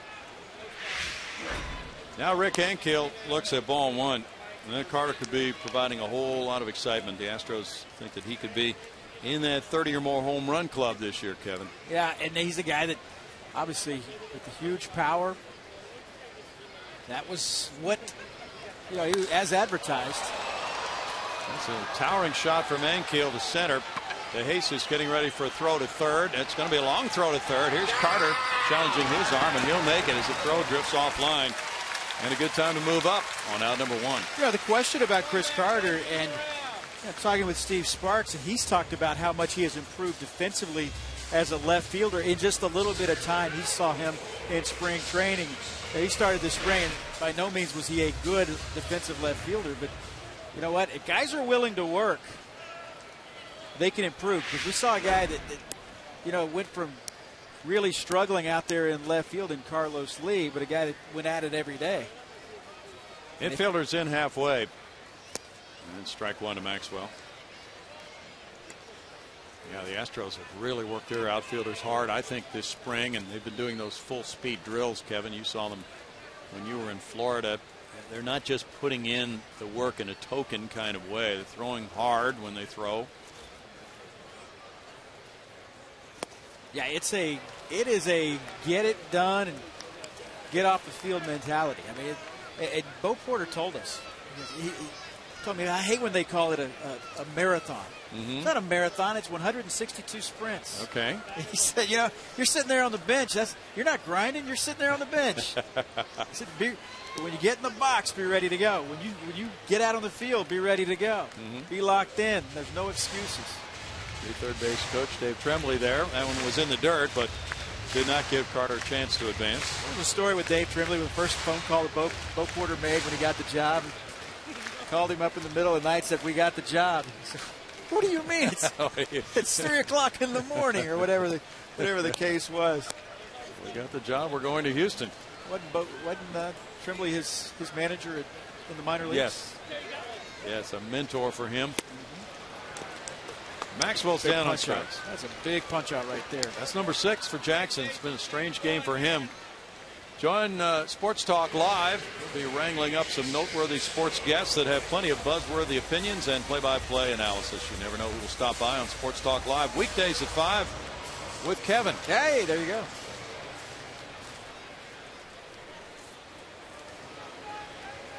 Now Jason Castro, he singled up the middle and scored in the second inning on the 3-run homer by Marwin Gonzalez. We can pick a teammate up here. That's ball 1. Bo Porter met with a large group of media on the Astros bench before batting practice today, and that will be his custom. And he had a lot of TV cameras around, people firing questions at him, people who have not had access to him when he was in Florida. So the Houston-based media really asked a lot of things today of him. Did you hear what Davey Johnson said about how, kind of spring training, how when they were playing the Nationals, how Bo Porter he'd let him go and basically call the game as the third base coach. And I thought that was unbelievable. It was. And guys like that have been around, like the Davey Johnsons of the world, they can get away with that kind of stuff. And, for Bo Porter to be able to just call the game from the third base coach's box. Yeah. And that's when he knew he was ready. And during spring games, he would let Bo basically manage the club. Well, that was great of Davey Johnson to do that. Absolutely. Obviously. A lot of guys that looking over their shoulders wouldn't do something like that, whereas you really talk about a mentor. And rarely said he knew he was ready when he realized how little Bo Porter would ever look over at him to, hey, what do you want to do here? What do you think about what I'm doing here? He said, Bo had a plan, and he stuck with it. He really he puts a lot of thought into what he does. He's aware of all the statistics, but he also knows the game and knows players, and he really does think things through before he makes his decisions. And he may err on the side of aggressiveness, but with a young team, that probably will play well, Kevin. Especially with the young team. Yeah. He does not want to handcuff his players. He doesn't want them thinking about negatives, for instance, when they're running the bases, because he said when you put that thought into their minds, now you're taking away aggressiveness sometimes. Great point. You know, it becomes a style of play throughout an organization if you can implement that. Ground ball third. Valbuena across. And in the third inning, it's a leadoff double, but a runner stranded at third for the Astros. After 3, they lead it 5-4.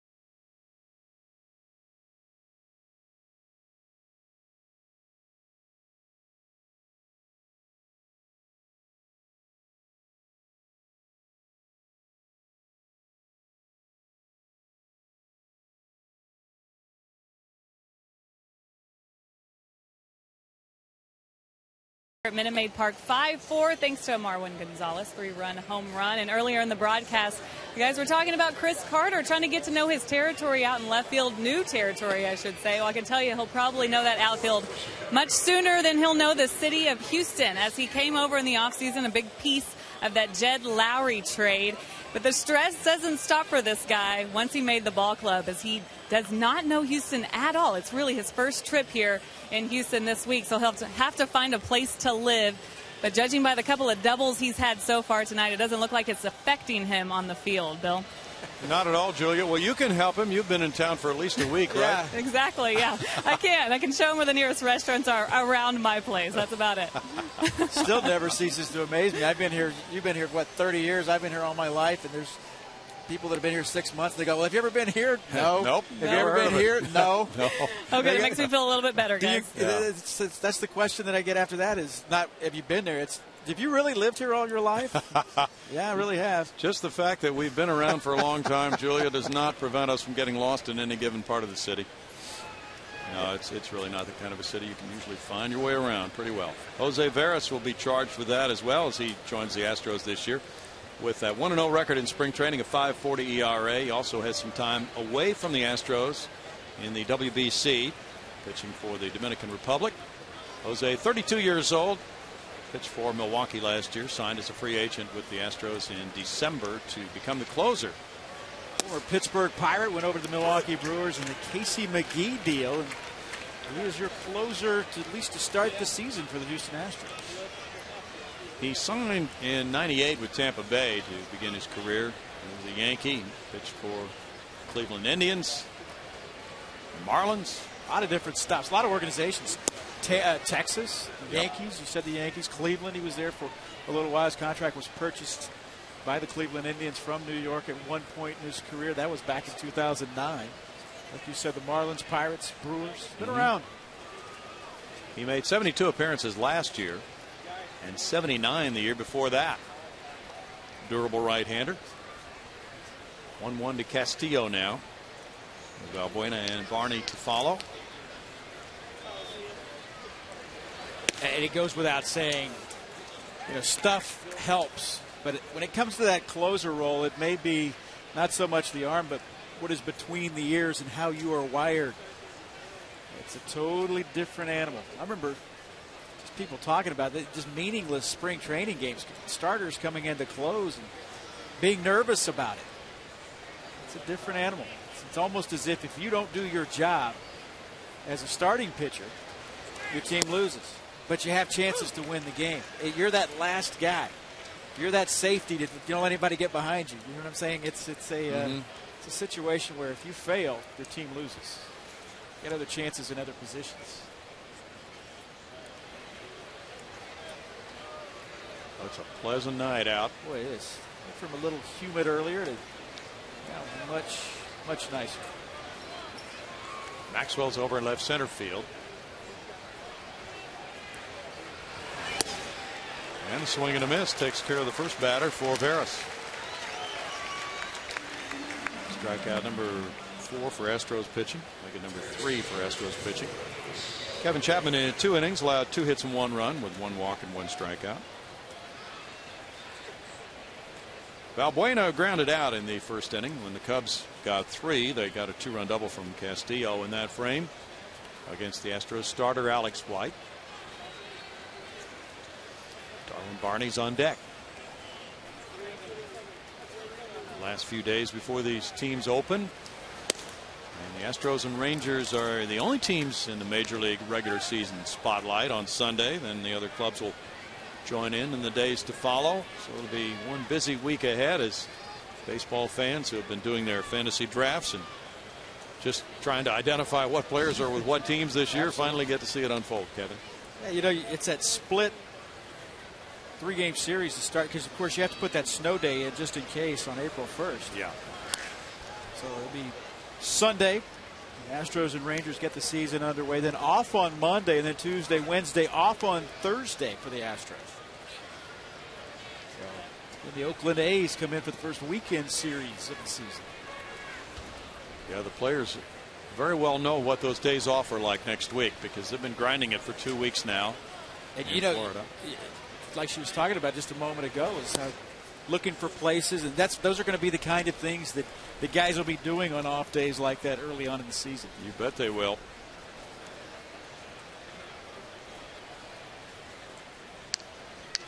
A lot of young faces there, and the extra players who were brought in who will be heading for their minor league assignments after this series are taking it all in for their first night at Minute Maid Park. And a lot of those guys, we see George Springer down there, and some of the really young players, Delano DeShields Jr., have been here before. Maybe not in uniform, or maybe when they signed, they were brought in, they took batting practice, but they haven't actually been in that dugout for a game before. And that was the first time I had seen George Springer. He had come out here, I remember the day he signed. Came on the pregame show and things like that. He took batting practice, and a lot of guys do things like that. But yeah, you're seeing guys out here that are getting that opportunity for the very first time. And again, I still think, while I've never been in a major league uniform, I would imagine when you play in that big league stadium for the very first time, even if it is an exhibition game, if you will. But that said, still got to be a special thrill. You know it does. Brandon Barnes on the far right. Full foul. Well, as they take it in, and this is a nice touch too, that the Astros have brought so many young players in for this series for a couple of reasons. One, to rest the guys who have really been grinding it, who are going to open the season here Sunday night, give them probably a day off tomorrow for most. And the second reason would be to expose these guys to what life is like in the big leagues. Absolutely. And that's a huge part of it. I look at you saw George Springer pointing up. Hey, look up there. You see, and you know what's amazing to me, and not necessarily players from foreign countries, but guys that could grow up in the rural part of the United States that have never been to a Major League Baseball game. You always hear tons of stories about guys that say, you know what, first big league game I ever saw was basically the club that I was with. True. Well, 2013, a whole new ball game for the Houston Astros, and pro-rated season ticket packages and flexible mini packages are available now. Learn about all the exclusive benefits and pricing, or to visit, go get your ticket packages. Call today at 877-9-ASTROS or visit astros.com. Darwin Barney, the batter now. There's ball one to him. Hit the fly ball to center field, his first time up. Now with Veras in line to be the closer, it's going to be a new look Astros bullpen this year, isn't it? With some faces that were around last year, like Xavier Cedeno, Reiner Cruz, but then some newcomers like Josh Fields. Yeah, and those are the guys you feel good about. Guys who are going to Rule 5 guys who are getting opportunities and making a big league club, not knowing. And that's where the beauty of this, and I think that's what Astro fans are going to look to this season. Whatever the club does on the field, you're going to be looking at guys that are future parts of this organization. And you're going to have guys in the meantime, like you talked about with Josh Fields, hard-throwing guy, getting his opportunity, and trying to make the most of it. And being a Rule 5 draft choice, and he has to stay up on the Major League club. Not going anywhere. That's what Wesley Wright was when he came over from the Dodgers. And that's been, goodness, what was that, 2009, 2007? I believe it was. We're going to check back to the exact year that he arrived. It's been a while. 2008. I split the difference. Okay, I said 2007, 2009. He was a Rule 5 pick in 07, yeah, December of 07. So he got here for the 08 season. I had it surrounded, Brenny. And Reiner Cruz last year was a Rule 5 pick. Is that Tampa? So yeah, the Astros have been using that vehicle to help stock their club. And then, of course, after the 1 year, the Rule 5 pick can be sent down to the minor leagues. So Reiner Cruz had to make this club totally on his merits this spring, and he did.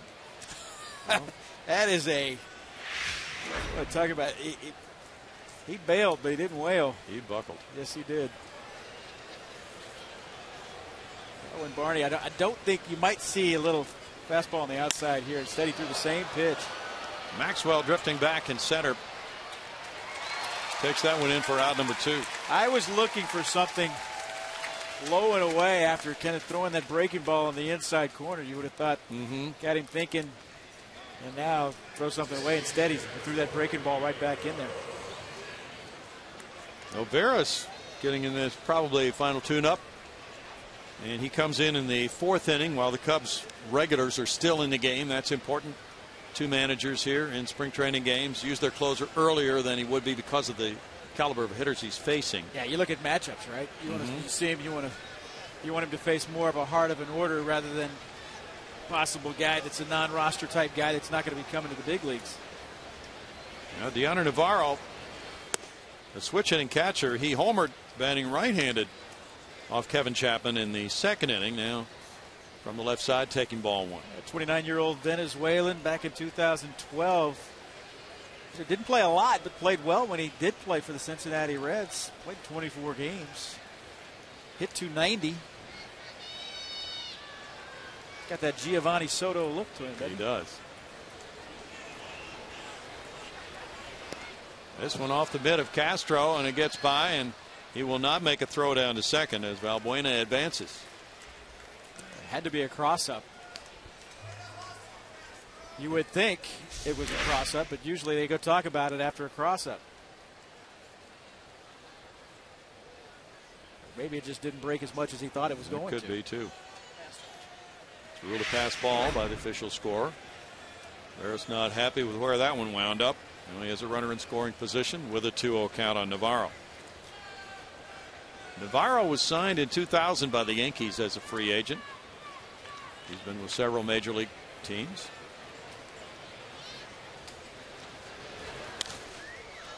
Pop back, and it's a 2-ball, 1-strike count. Make a play. Didn't do it. You know, so many teams, Kevin, change closers these days. Free agency being what it is. Well, they're expensive to keep. You never know. Maybe as much as any position, they can change from one season to another. Whether you got your established guys that aren't going anywhere, but for the most part, they're guys that you try to find that guy that gets the job done. And again, it goes back to what I said a moment ago. Not necessarily everybody's wired to do that. Well, it's been interesting to watch the Detroit Tigers, who gave Bruce Rondon every chance to be their closer, but he failed to make the club. Now they're into a closer by committee start to the season. When you've got 3, you don't have 1. Roll the. Well, it's not too unlike what you've got here with the Chicago Cubs, right? With Carlos Marmol, and whereas Marmol has a lot of experience doing it, he's not nearly the guy that was around, say, 2 seasons ago, or at least he hasn't had that type of result. But that said, boy, he was a guy that the Astros. Remember how long it would. I think he went a decade without giving up anything to the Astros, or so it seemed. He sure did. He went years. Finally got to him. Well, the Cubs have bolstered their bullpen. They signed a Japanese-born Kyuji Fujikawa, and he's kind of their backup plan, isn't he? Yeah, well, 12 years in Japan. He was a closer there. So he is, he's the backup plan. That's no doubt about that. You got the idea that, again, where competition may get people's attention a little bit. Another pitching coach here with the Cubs, basically he's got to deal with Marmol for every time he shakes the catcher off. He has to buy him a case of wine. He said he only had to buy one during spring training. So I'll call the pitches. Let the catcher call the game. Don't think pitch. Navarro struck out. Second strikeout of the inning for Veras, and it's no runs, no hits, and a man stranded. It's 5-4 Astros in the 4th.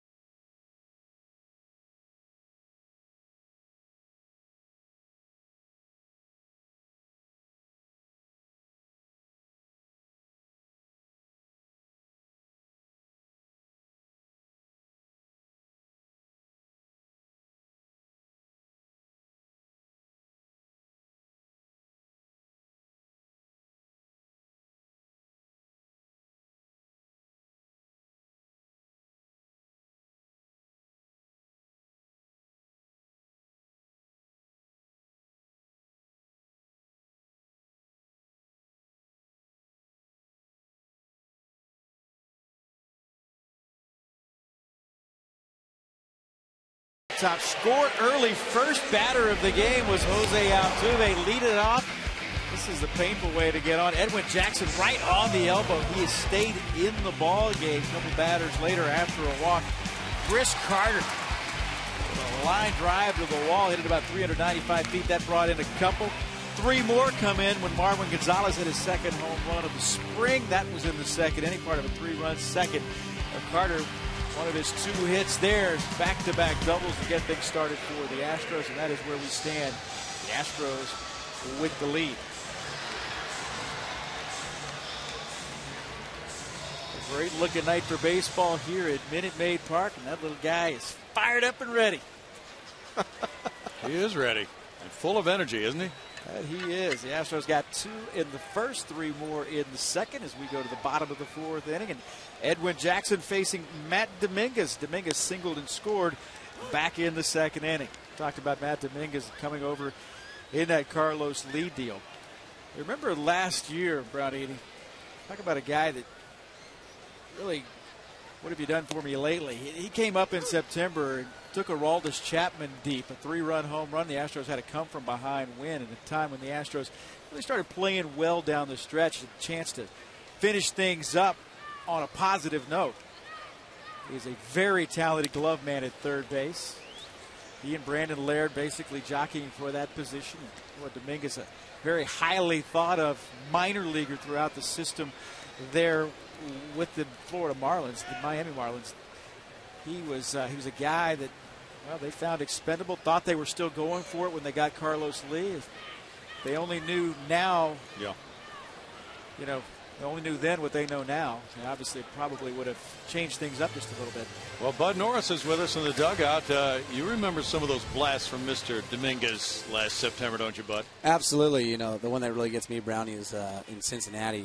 Aroldis Chapman throwing 101, 102, and I think it was a 2-2 fastball he turned around on, and man, I think I jumped about 3 feet. So he's got a lot of power. He's got a great swing, and hopefully he takes a lot of strides this year with his game. Hey, Bud, you're seeing these guys. We were talking about this earlier. I think Wesley's the longest tenured Astro, and I think you're second. Is that right? Yeah, I think he's got me by a couple of days, maybe a month. There you go. But you're seeing these guys, and I know it wasn't far removed from you having to go through the same thing, but guys, the little things that people don't think about, finding a place to stay, finding a place to live, getting your stuff moved, making sure this is here, this is there, and oh, by the way, you got to pack for a road trip. I mean, there's a lot of things, a lot of moving parts going on right now on top of trying to stay in the big leagues. Yeah, you got your family and friends and, doing tickets and all kinds of stuff. There's a lot that goes with it. Spring training is enough in itself of 7 weeks trying to find a place to stay. But during the season, we got the luxuries of the team, traveling secretary to take care of the flights and the hotels. But it's not easy lifestyle. You're home a week, you're gone a week. Being away from your families is definitely makes it tough, and you work late hours at night, playing 7 o'clock to about 11 o'clock at night. But, it's all worth it for the game we love to play. Now, what about you and your plans for Sunday? Do you have somebody handling your tickets and all those things so you can just zone in on the ball game? I'm going to try to get them out of the way tomorrow. The tickets for opening day is always a tough one. You got to bump some from some other guys. They got to transfer them over to your account. But I'll definitely try to get them all in tomorrow so I can just kind of lock in, go through my routine for Sunday, and be ready to go. Hey, can you give us an idea? I know you don't want to give away too much, but starting pitchers, you guys are weird cats on days you pitch. Something that you go through. Do you go through exactly the same thing every fifth day? You don't want to say it's exactly the same thing, but it's kind of a routine. You're kind of doing the process to make sure your body's raring to go and everything else. My routine really doesn't start until I get to about the ballpark. I kind of just sit by my locker, do a little more scouting if I feel, go look at some video. But come around, 5:30, I'm getting in the shower. I'm going to start my routine. That's when I kind of get a little more crazy with it. In the shower, make sure I stretch a little bit in the shower, go into the training room, stretch, have the trainer stretch my arm, make sure I throw my headphones for about 5-10 minutes, kind of get my pump-up songs in. But then when I get out on the field, I make sure I go through my long toss program, a little more stretching out here, throw about good 40 pitches in the bullpen, both from the windup and the stretch, and come in, get a sip of water, say a little prayer or something, and then jump out on my game mound and hope for a good one. Hey, but Jose Lima used to sit out. I'll never forget watching Jose Lima on the day he was pitching, taking pictures with the Girl Scouts down there, signing autographs, and he was the starting pitcher that night. Yeah, I think everybody knows Lima. He's quite the character. What a beauty. Pretty funny guy. But, I'm trying to get in a moment, trying to really lock in and kind of stay focused because you got to stay focused out there. A lot can happen in a 9-inning ball game, but one pitch can change your day. So you take it one pitch at a time and try to lock in on the catcher's glove. I had troubles last year with the blisters. Is there something, have you gone through a different routine this offseason, maybe a chance to callus that up a little bit or toughen that up? Yeah, I've been doing a lot of rice bucket. For whatever reason, it dries the skin out so that, when the area gets moist, that's basically when the blisters come around for me. So I've been doing a lot of rice bucket, trying to toughen up that skin, and so far it's been great. So I'm hoping that one carries over and I don't have that problem. I know a lot of pitchers go through it. There's all kinds of remedies out there they talk about. I know Nolan Ryan talk about pickle brine all the time. So there's all kinds of stuff. I've tried a lot, but so far this year, the rice bucket has been a big one for me. Hey, how'd you get the word that you were going to get the nod on opening day? It was awesome. Obviously, Skipper and I got to talk this offseason a little bit, and he said we'd go down to camp, and he really hoped that I went and earned it. He wanted me to really go out and earn it. And I know Harold had a great year last year, and I would have felt confident if he got the ball too. But it was a couple last week in camp. He kind of called Harold into the office and told him that he didn't get it, and then he kind of came over and patted me on the leg and said, hey, Skip wants to see us. So obviously I kind of had an idea what it was, and he just congratulated me on having a great camp and just the progress I've made and trying to be a leader for this team, this ball club. And it's going to be a great day. It's something that probably I won't ever forget from my career. It's going to be a big highlight for me and something I can go down the history books for my fame, my name, and my Norris. And pretty excited. So just got to go out there and do what I do. Here's Altuve. Fights that one off. The count remains at 2-2. Hey, the offense has to be very encouraging, what you've seen this spring. I know the wind blows out a little bit there in Florida from time to time, but that said, they were able to put together some very, very nice numbers. Yeah, absolutely. These guys have swung the bats well. Really what it is the adjustments they made. They all knew that they're athletic enough and see ball, hit ball, but I think it's just a lot of these guys are taking the time to make the adjustments they need to do in the box, see the counts that they need to be a little more focused about. And I think Maile gets a lot of credit for that, the hitting coach. He's been great. He's got an approach with these guys. He's doing all the research and sitting down and talking with them. So all's been well there. And, hey, I hope for all the runs we can get. All right, but congratulations on the opening day start. Good luck on Sunday, and we'll all be watching. Thanks, guys. All right, the Astros go down 1-2-3. Back in a moment.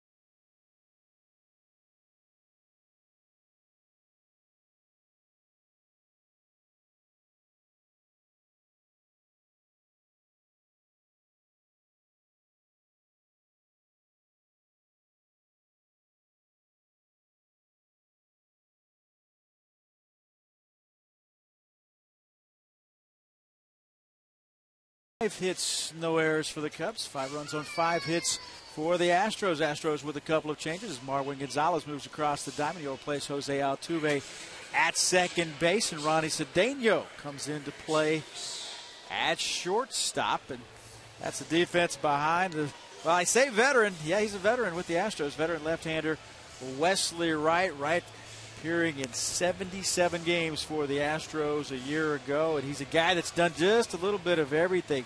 Good season a year ago, 3.27 ERA in those 77 appearances. And, you know, he's a solid guy that can take care of things, that situational left-hander, but he's done a little bit of everything. He's been a starter. He's been a drop-down guy. He's gone up and down. He's trying to reinvent himself from time to time and done everything the organization has asked him to do. And I think the asset that he has at this point in his career, Kevin, is his experience. And he has that knowledge of facing the hitters. Of course, there's not as much now going to the American League, but still he has that knowledge and he has that experience. Jose Veras in 1 inning. No hits, no runs. He struck out a couple. Wesley Wright will face the leadoff man, David DeJesus, who has singled twice. Singled and scored back in the first inning. Singled and was stranded in the second. DeJesus, a veteran that has been around for quite some time. Made his debut in 2003 as a Kansas City Royal. 4th round pick of the Royals back in 2000. Played his college baseball at Rutgers. Popped up on the left side. Cedeno wants it, and he'll have it 1 away. Jose Veras came in and struck out a couple. He walked 1. Threw the ball around 92, 93 at peak. Yeah, he's a guy, again, that little wrinkle right there. Something starts off from the heart of the plate. Next thing you know, it's off the plate, and then a off-speed breaking ball as well that he featured. There's Starlin Castro with 1 out here in the 5th. Castro singled and scored in the 1st. Castro, a guy who made his major league debut at the ripe old age of 19 back in 2010. He was a bit of a phenom there. 2012, he had his best offensive year. He hit 283. Struck out 100 times, and Brownie, I think that's the thing. 36 walks, 100 Ks. He is an immensely talented young man. And the key word being young. He'll be around for quite some time. Did you happen to get your new Sports Illustrated and read the baseball preview issue yet? I've not yet. Well, Tom Verducci, I believe, wrote the big article, and he mentioned strikeouts and how many more strikeouts there are in the game now. Strikeouts have been going up about 7 years in a row now in the big leagues. And it's not really much of a shame to strike out anymore the way it used to be back in the Mickey Mantle era. And it's been that way, though, basically for the better part of a decade. It has. Yeah. It has. So it's not a big deal. And there were quotes from managers and coaches saying, well, it's an out, you know. And, of course, there are times when contact is much more helpful than none. But if it's a situation with nobody on base, it is not that big a deal.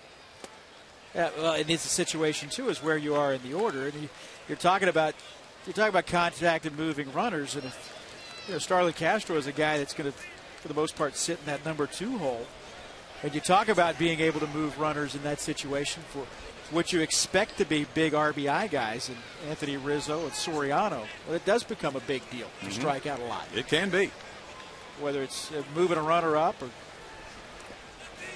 But here's, Kevin, the stat in that Sports Illustrated article that was absolutely staggering to me.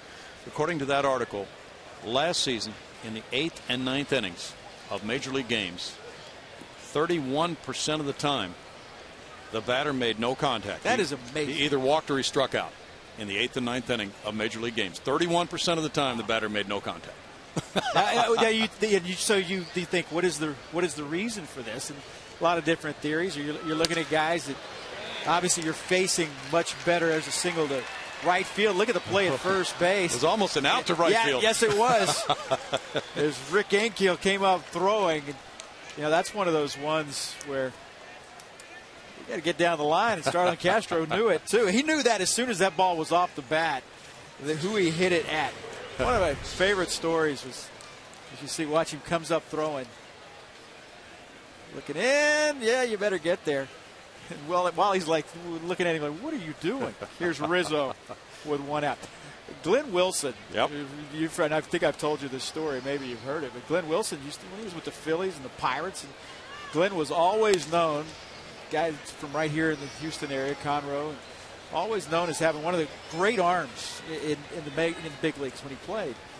They played on that carpet at Veterans Stadium or at Three Rivers, and he said, I'd throw 5 or 6 people out at first base a season. Mm-hmm. He said one time they were playing the Astros, and Nolan hit a screaming one hop right to him. He says, I would have thrown Nolan out by 8 feet. Well, he didn't want to get drilled next time. He said he came up in that crow hop to throw to first base and just stopped himself. threw the ball into second base. Yeah. He thought, there are repercussions. We'll let Nolan clog up the bases just a little bit. That's a wild pitch, and there's Castro in the scoring position. I think he does have that type of arm, and the first baseman had better be warned for the Astros that he'd come up firing their way. I thought, that's probably one of the smarter choices Glenn made that season. Yeah.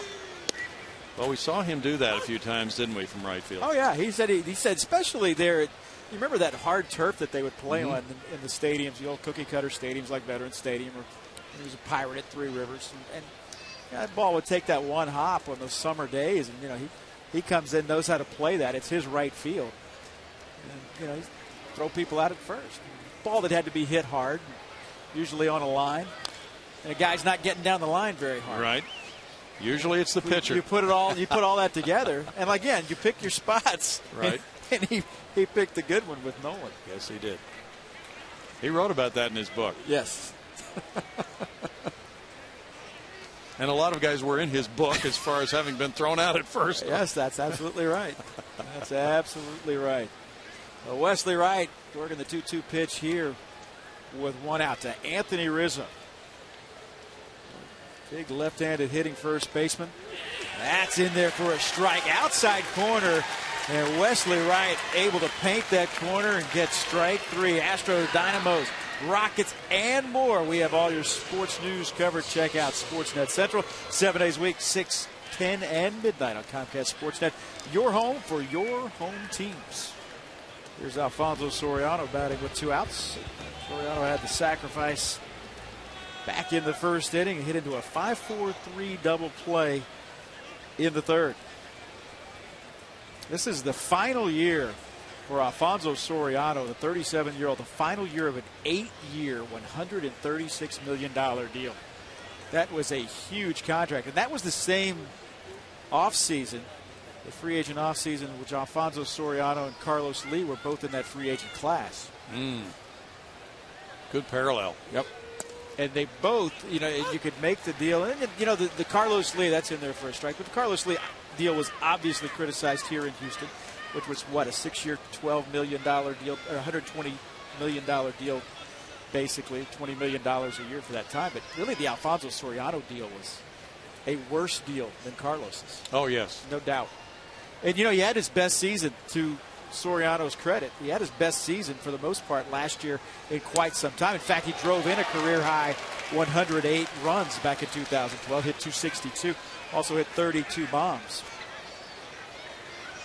Well, now teams, of course, are revisiting those long-term deals. And they are. And I think this is what's really going to play out interesting, Brownie, is that while in the previous era, whether you want to call it the steroid era or what, I'm not sure are guys going to be productive into their mid and late 30s, and you're starting to see these deals. The deal that Justin Verlander signed today, the extension, a 5-year extension that won't even kick in until he's 32 years old. Now, Posey, a little different deal today. He signed basically an extension that will take him the next 9 seasons in a San Francisco Giants uniform, $167 million or something like that. Posey is a much younger player, or a younger player, I should say, than Justin Verlander. Right. And a position player, too, which is different. Yes, it is. Quite different. Did you see the line about Verlander, though? No. He wants a statue. Does he? He says, well, that was one of his teammates. They said, is he going to sign here? He said, yeah, he'll be back. He wants a statue. He wants to be right there by Cobb and Gehringer and K-Line and the rest of those guys. So. Well, now the pendulum has swung a little bit because more pitchers now are getting the long-term deals. And where it was hitters before, right? Well, I think you got to pick your spots with that from the standpoint of the pitcher more of a more fragile, more finicky, because a player can reinvent himself. A catcher can't work behind the plate anymore. He can become a third baseman or a first baseman. A pitcher's a pitcher. Mm-hmm. The other thing is that the deals are going to younger players now, which makes sense. Started with Evan Longoria. You remember that? Yes. And really the Rays got out in front of that. They realized that he was going to be that type of player. Got a deal on the table for him. That breeds goodwill, I think, between the team and the player. Knowing that, letting the player know, we don't have to do this. Mm-hmm. But we're going to, because we believe that much in you. That ball's hit on a line. Maxwell able to cut it off from getting in the gap, but it'll go as an RBI single as Starlin Castro comes in to score. And the Cubs tie the game at 5. And Soriano with a 2-strike swing. And 2 outs in the inning, able to tie this ball game. And Wesley Wright was so close to preserving that lead for another inning. Second RBI of the game for Alfonso Soriano. This will bring up Nate Shearholtz, who's punched out in both of his at-bats so far. Wesley Wright would like to have that right here. Shearholtz has got that World Series ring from 2010 when he was a member of the San Francisco Giants. Said it earlier, he went in the Hunter Pence deal. Went from San Francisco to Philadelphia. Timing is everything. He's a good outfielder. Yes, he's very, very solid. He's not a guy, signed that free agent deal with Chicago this past offseason. Not going to wow you with numbers, but he's a good professional that can fill in and do a lot of different things. 281 hitter in those 24 games here in the spring. Biggest home run year in the big leagues was 9 and 335 at bats with the Giants in 2011. So it's not that the Cubs are acquiring him for power, but nonetheless, he is a solid player. And in a platoon, if he's platooning with Hairston, that could work out pretty well for them. Yeah, Scott Hairston on this ball club as well. Hairston, another guy that's been around a lot. And he's another guy, though, a solid player that can help you out. Doesn't get too far over. That's well played by Wally at first. Went down to a knee, made the play, and was able to beat Nate Shearholtz to the bag. So a run on 2 hits. 1 man is left. We are through 4.5. Astros 5, Cubs 5.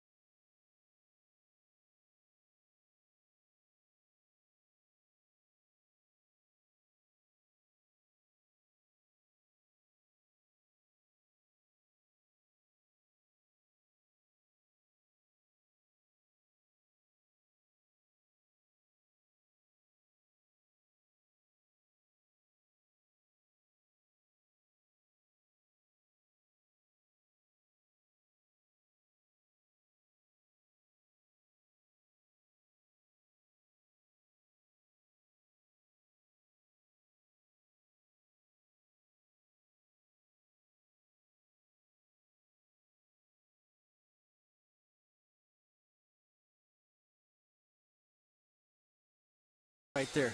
Astros and Cubs tied at 5 here at Minute Maid Park, and a gorgeous night here at Minute Maid. Glad the roof is pulled back. It's the way baseball is meant to be played this time of year. As James Russell, the left-hander, comes on for the Chicago Cubs in a 5-5 game. And the guy that grew up here in Texas in the Dallas area, in Colleyville. Veteran on for the Cubs. Well, he quite frequently is called out of that Cubs bullpen. Russell 1-0 with a 3.12 ERA for 8 games this spring. In a typical season for him, there is a ton of work. Last year he pitched 77 times, and he had a 7-1 record with a 3.25 ERA. Russell, a 14th round pick in 07. His father Jeff pitched for 5 major league clubs, and those are the numbers this spring for James. I went to the University of Texas, Navarro College. So he has been around Colleyville Heritage High School in Dallas. And again, he is that guy that they're going to go to a lot. A guy that Dale Swaim is not going to be afraid of using. You see the numbers here in the spring.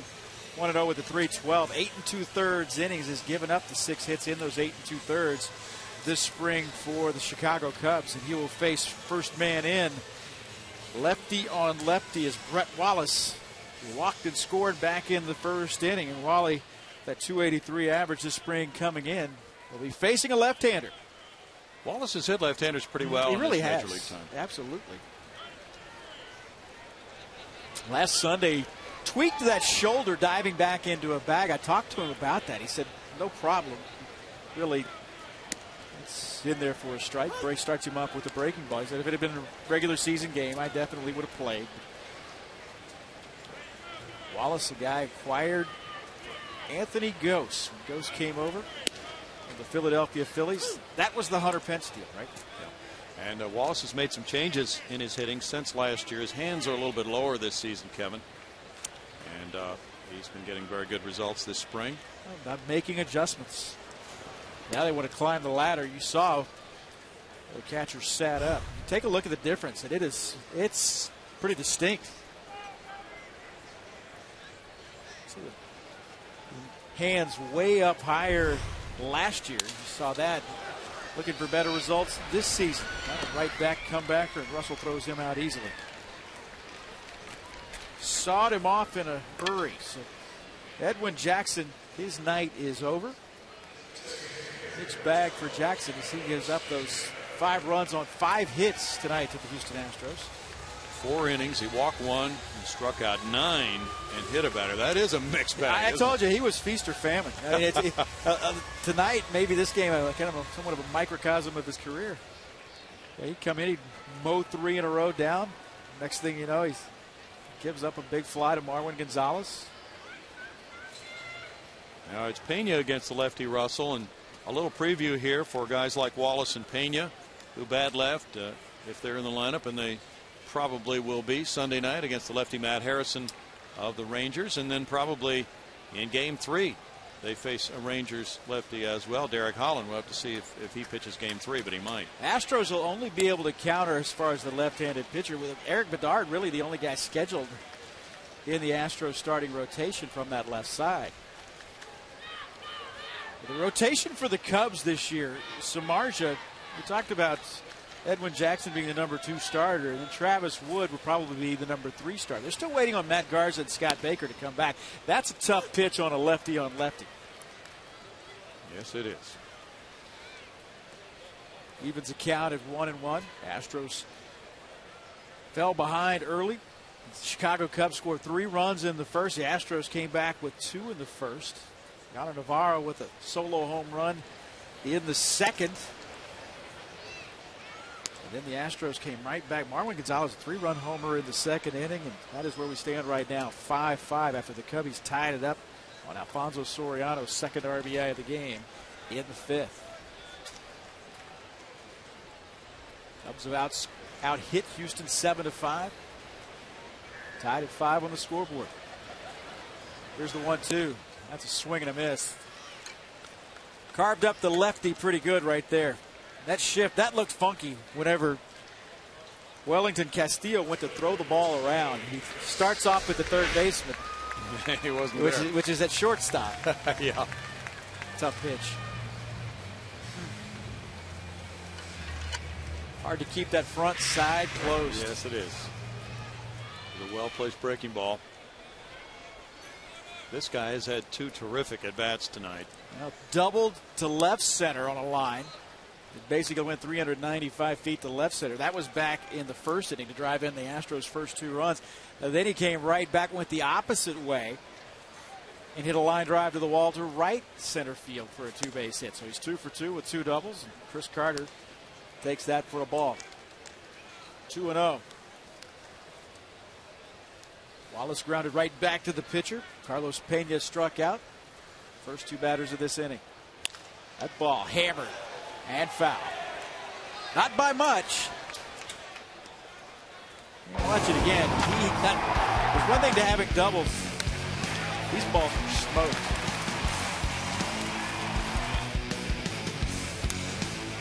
Stayed right down in it. Good swings by Chris Carter. Here's a 2-1. Got a good cut there. Swung through it.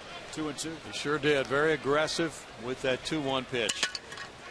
You know, Brownie, that's the point that I think what you want to teach with a young team is places to be aggressive. And in 2-1 pitch, you like it, let it fly. That's a hitter's count. You know, the discussion we've had about Jose Altuve, should he walk more? He would like to walk more. But the whole thing is to get a good pitch to hit. He is such a good hitter that it's not going to be disappointing at all if he swings at good pitches. That's outside. Count full at 3-2. And I'm not sure if a guy like Jose Altuve, I think he is what he is. It's not like he just started being the type of hitter he is once he got to the big leagues. He's been doing that since he was 12 years old, growing up in Venezuela. That one fouled back. Look at this one. That's as close as we're going to get, maybe. That was a Booth over. Yes, it was. Steve Sparks should have made that play. He should have been all over that. Wow. Sparky getting reoriented now that he's back in his home ballpark. He and Robert Ford have been broadcasting every game this spring. That one hit down the line, but foul. And he broke his bat on that one. Your point, though, and it speaks to what Carter's doing here in this at-bat and what's been happening throughout the spring. John Maley, the new hitting coach, working with these hitters, studying a lot of tape, talking about approach. He's talked with them over the phone from home this winter before they got to spring training in Florida about this approach, the idea, get ahead in the count, or if it's on the first pitch, if it's in that zone where the hitter likes it, to be aggressive with it at the proper time, as you said. That one fouled back. Brandon Barnes waits in the on-deck circle. In the fifth, 5-5. Carter, a guy with outstanding power. He's had a good game today. Acquired it from the A's in the Jed Lowry deal. On with Fernando Rodriguez going over to Oakland. That was the 10th pitch he saw. Yep. It worked a walk. That's what you call a quality at bat. Now Barnes will be hitting for Ankiel. He was 0 for 2. One of the real feel-good stories of the spring. Brandon Barnes, 9 years in the Astros organization. And a guy that can do a lot of different things. And he is the poster child, if you will, for bring a lot of tools to the office, because he can do a lot of things. He can help you out, particularly defensively, late in ball games. And that may be something with the guy that, he is right behind in Chris Carter. They got a pinch runner as well. It's like Trevor Crowe. There's Trevor Crowe. Trevor Crowe has come in to pinch run for Chris Carter. This is when it gets fun. Appreciate you letting me do the play-by-play on these innings. Oh, there was a motive for that. I got that right off the bat. Yeah. Why don't you do the 4th, 5th, and 6th? And 7th, 8th, and 9th. Barnes, though, you saw the number on him, 5 homers. That's in 46 at-bats this spring. That may be the most, that is, without question, not maybe. That's the most surprising number out of them all. .630 slugging percentage. And he's hit some home runs off tough pitching this spring, too, Kevin. Yeah. Yanked that one foul. Well, he hit the one off of, it was CC Sabathia, the game against the New York Yankees. That's right. And, found something to hit and jumped on it. So, given his tremendous defensive abilities, to add the hitting to that the way he's done this spring, that puts him on this ball club.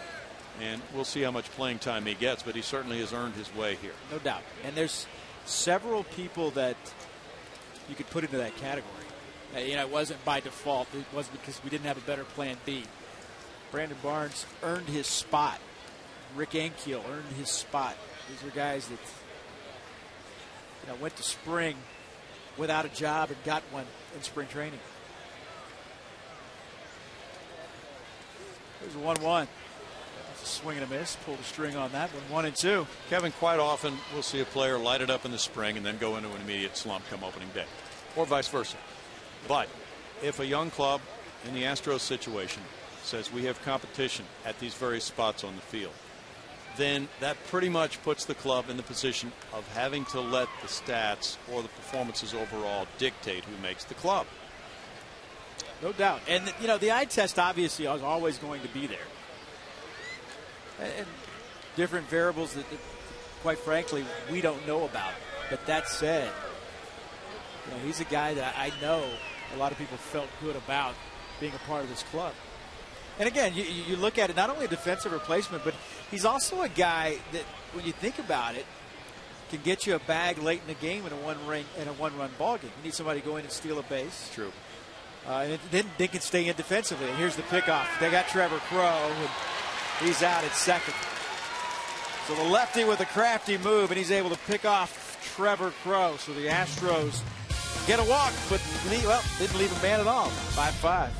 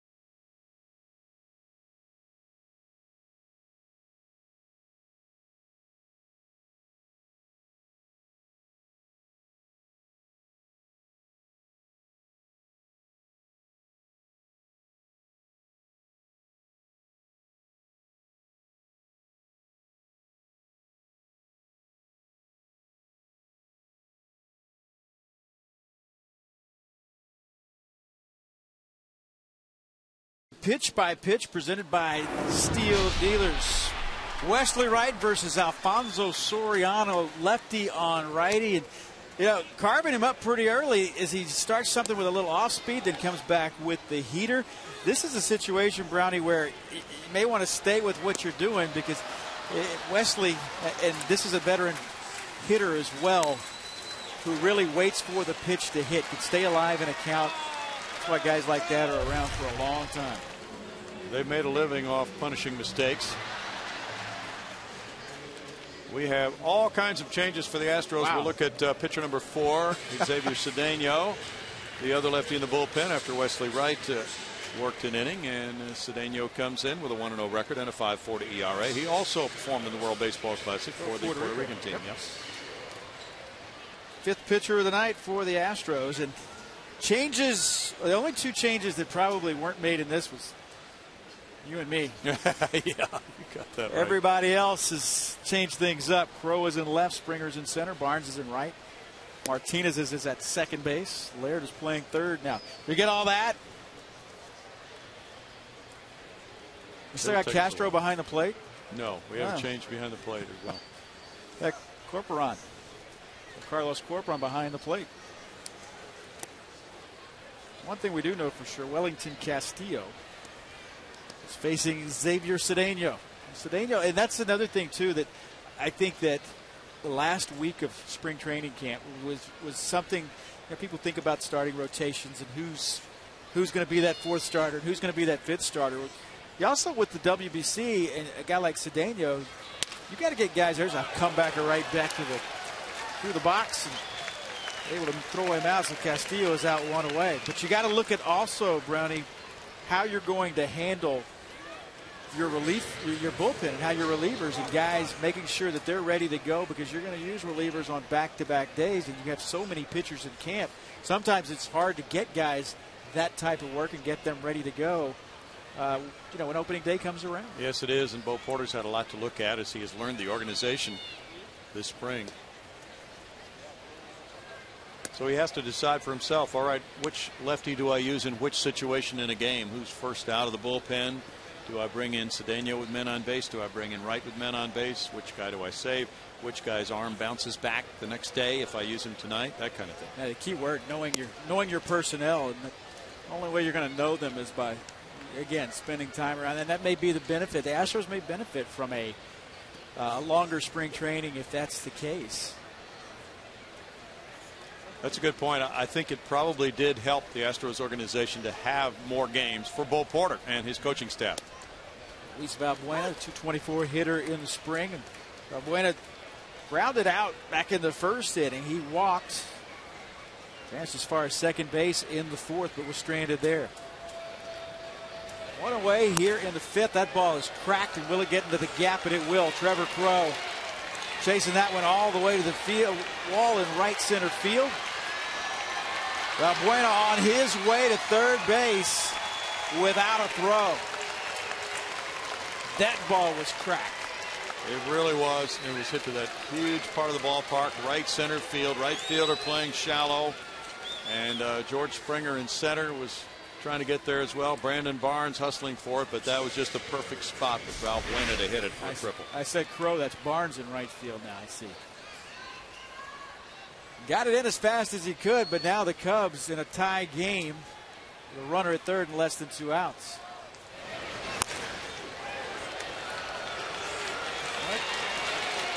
Exhibition game, but he was running out of the box.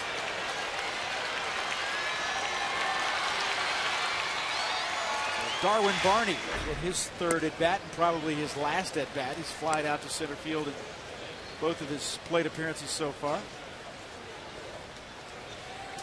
Scott Harrison waits on deck for Dale Swaim's ball club. Chicago Cubs open the season at PNC Park. They're going to Atlanta after that. Samardzija goes against A.J. Burnett. They will open the season on Monday.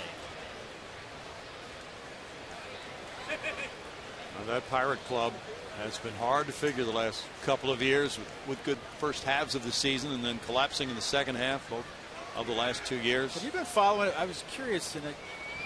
Jameson tie on that with the infield pulled in.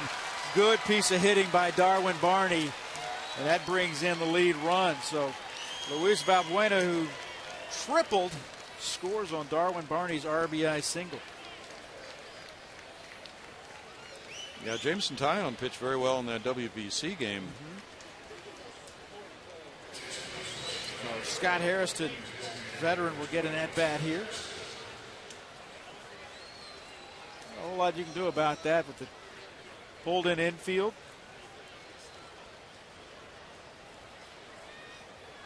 Well, Harrison, his 5th team, signed as a free agent back in February, was in New York with the Mets a year ago and put together a good season with the New York Mets. He really did. Yep. Played 134 games. I think that was a career high. If it wasn't a career high, it was really close to it for Scott Harrison. He hit 20 homers and 377 at bats. A 504 slugging percentage. Yeah, he hit 263 for the season. That was a Mets club that struggled, obviously. But some guys were able to take advantage of that situation. Harrison was certainly one of them. Had some injuries and some holes to fill. Harrison, longtime San Diego Padre. He's been around. Well, the entire Hairston family has been around the major league scene for a long time. Dad Jerry, brother Jerry Jr. Uncle, he had uncle that played in big leagues as well. Grandfather. Yep. 1 ball, 1 strike. Scott's from Fort Worth. Batting for Deanna Navarro here in the 9th spot in the order. Hairston, a guy that they talk about veteran presence with a young team or a rebuilding team, if you will, and Hairston's one of those types of guys. And that was an off-speed pitch. Able to foul that one off. Count goes to 1-2. Cubs got a 1-out triple from Luis Valbuena. Darwin Barney with a pulled-in infield was able to muscle one out. RBI single, and it is 6-5 Chicago. Thing that is different, of course, there are many things that are different. Spring training games compared to regular season games, but often a lefty like this will be left in for a full inning. misses outside. 2-2. Yeah, and again, you go back to matchups and things like that. That's what you'll see in games like this, is where you might see Bo Porter or Doug Brocail wanting to see him work against a certain guy, or certain guys coming up from different sides of the plate. Well, Bo wants multiple inning relievers too this year. That's inside. Backed him off a bit. 2-2. More than just the long man we talked about earlier, who will be Alex White to start the season. He would like to have relievers who can go a couple of innings sometimes. Yeah, and I think that's where a guy that didn't make the club out of spring, but certainly, caught the eye of some people, not only last year, but is Edgar Gonzalez, but what he was able to do this spring. And again, versatile. A guy that can come in, start a game for you. Barmy hits that one right at Cedeno, flips it and fires in the double play. 6-4-3. Down go the Cubs, but not before they get a run on 2 hits. After 5.5, it's 6-5 Chicago.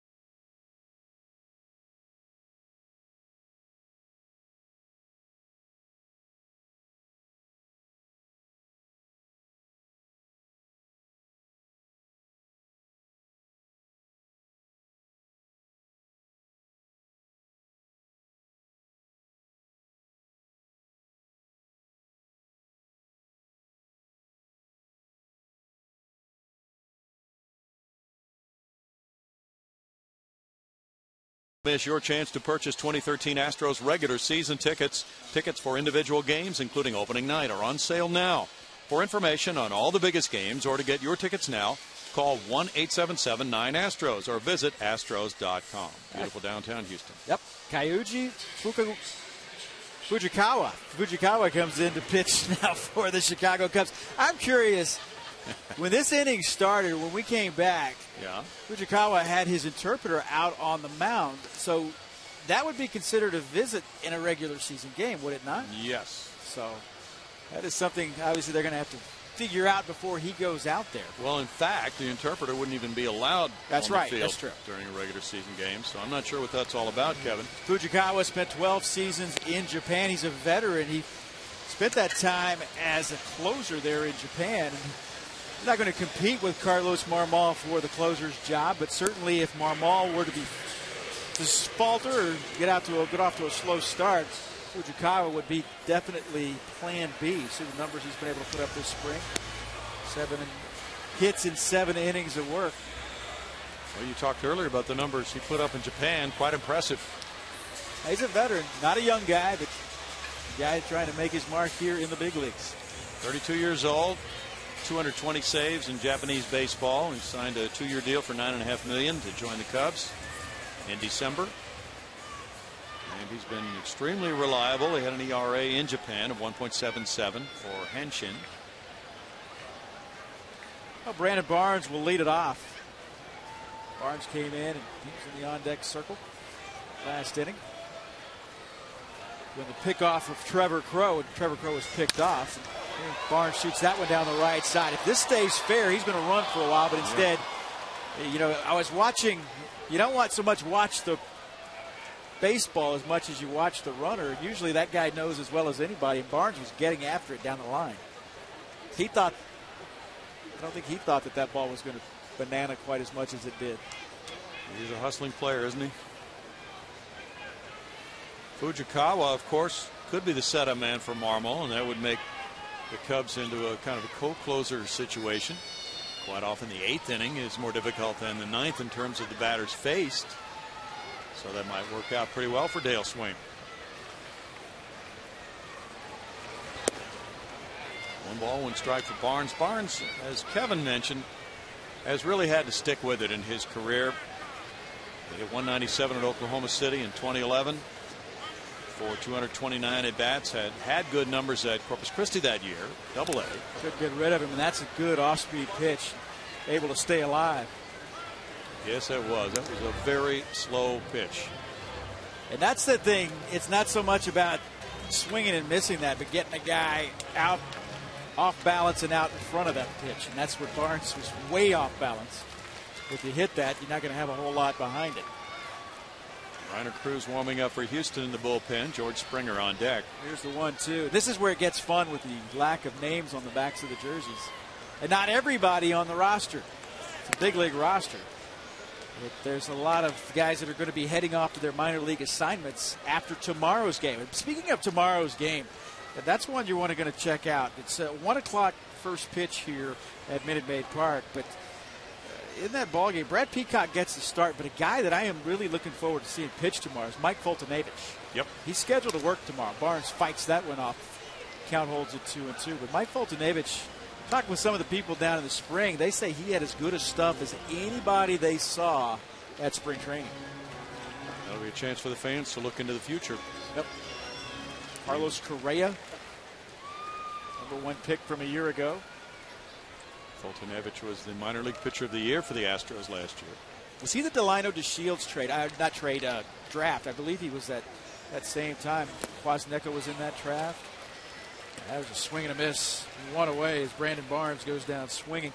And that'll be George Springer, Astros #1 pick as well from 2 years ago. George from the University of Connecticut hit 2 home runs in 1 game against the Toronto Blue Jays on the road this spring. And last year, 22 homers at Lancaster. And in spring training this season, 4 for 12 with a couple of home runs. Guys that have done their time in college, you expect them to get to the big leagues faster. They love his tools. There's a swing and a miss. 0-1. Cubbies lead at 6-5, but George Springer, like you said, UConn. It didn't take the Astros long to realize they loved his skill set. Center fielder that can really go get it. It's inside, got away from catcher at 1-1. Wellington Castillo looked like, I don't know if he thought that was going to be a breaking ball. You wonder if there's going to be a communications problem between the two. Yes. Wonder what the interpreter was telling him. Work fast and throw strikes? I don't know. I mean, at some point you got to be thinking, one's a fastball, 2, what do you want to do with it? Let's go. Let's have a plan, boys, and go to work. And the interpreter did not go to the catcher after he went to the pitcher. Well, that could be troublesome. And you wonder how much English Castillo speaks. So you may be translating from Spanish to Japanese. That's in there. A little inside. It's 2 balls and a strike. Yeah, that one just kind of floated up there. #3 prospect is ranked by Baseball America. And the prospect list for the Astros has certainly changed in a major way since a year ago. Singleton, Correa at the top of that, depending on which one you're looking at, as to who's #1, who's #2. George Springer right there in that mix as well. Jared Cosart in that mix. Again, this is what's going to be the beauty of watching Astros baseball this season. It's going to be seeing guys that are going to be coming up to the big leagues and getting their first taste, and guys that are going to be around and be a part of an organization for a very long time. And you were there when a guy like Craig Biggio came up, or a guy like Jeff Bagwell came over. Well, it wouldn't be totally shocking to see George Springer at some point later this season, perhaps September. That would be quick, but he is a college player. He will be 24 in September. So he will dictate whether he's here or not, Kevin. Absolutely. It's a matter of you're looking at guys in a position, Justin Maxwell, a guy in center field, holding down that position for now. Keep a close eye on him. Here's Carlos Corporon. I told the story the other day when we were in We were in Milwaukee, and I saw the guy in the stands in the Carlos Corcoran white Brewers jersey. And I looked back at the game log, and Carlos Corcoran never played a home game as a Milwaukee Brewer. So that guy wore that jersey more than Carlos Corcoran ever did. Oh, interesting. 1-0. Brandon Barnes struck out to start the inning. George Springer drew a walk. And Carlos Corcoran, well, the catching position, Brownie, from an offensive standpoint, has just been outstanding this spring. It is worlds better than it was a year ago. There is no doubt. The way Castro's knee now has come all the way back from his surgery a couple of years ago, the way Corcoran has worked so hard and progressed, he's throwing well. He's better at blocking pitches in the dirt. So is Castro. And he's hit well this spring. You saw the numbers a moment ago, and they're good numbers. Now Brandon Laird waits on deck.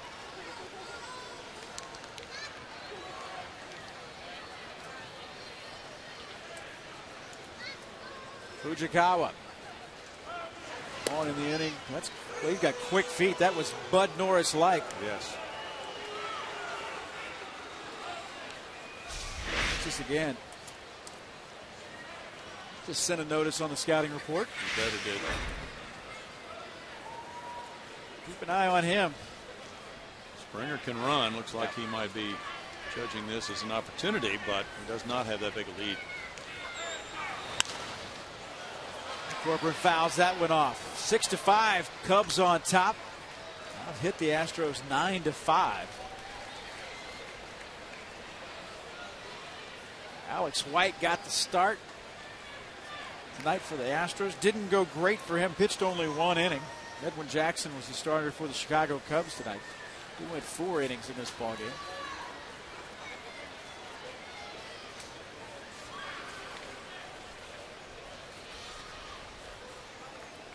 Here's the 1-1. Corcoran fouling that one off. Down to the count 1-2. The numbers on George Springer. You talked about him and his ability to run and what he was able to do between Class A Lancaster last year and Round Rock. I beg your pardon, and Corpus Christi. Double A. Just 32 stolen bases. The Lancaster numbers for a hitter are always difficult to digest. Yeah, and whether it's the numbers, it's just a strange league. We were talking about that, whether it was Adam or whether it was Jeff Blum over the weekend. Was just that the wind was blowing 35 miles an hour in Florida. And he said, this is what the wind is like from what I understand in Lancaster. Right. And Adam Everett will be a minor league roving infield instructor, so he'll get a chance to visit all these different places. And really get an idea of what's going on with some of these young players. And Adam Everett, obviously a very good defensive player for the Astros in his tenure here.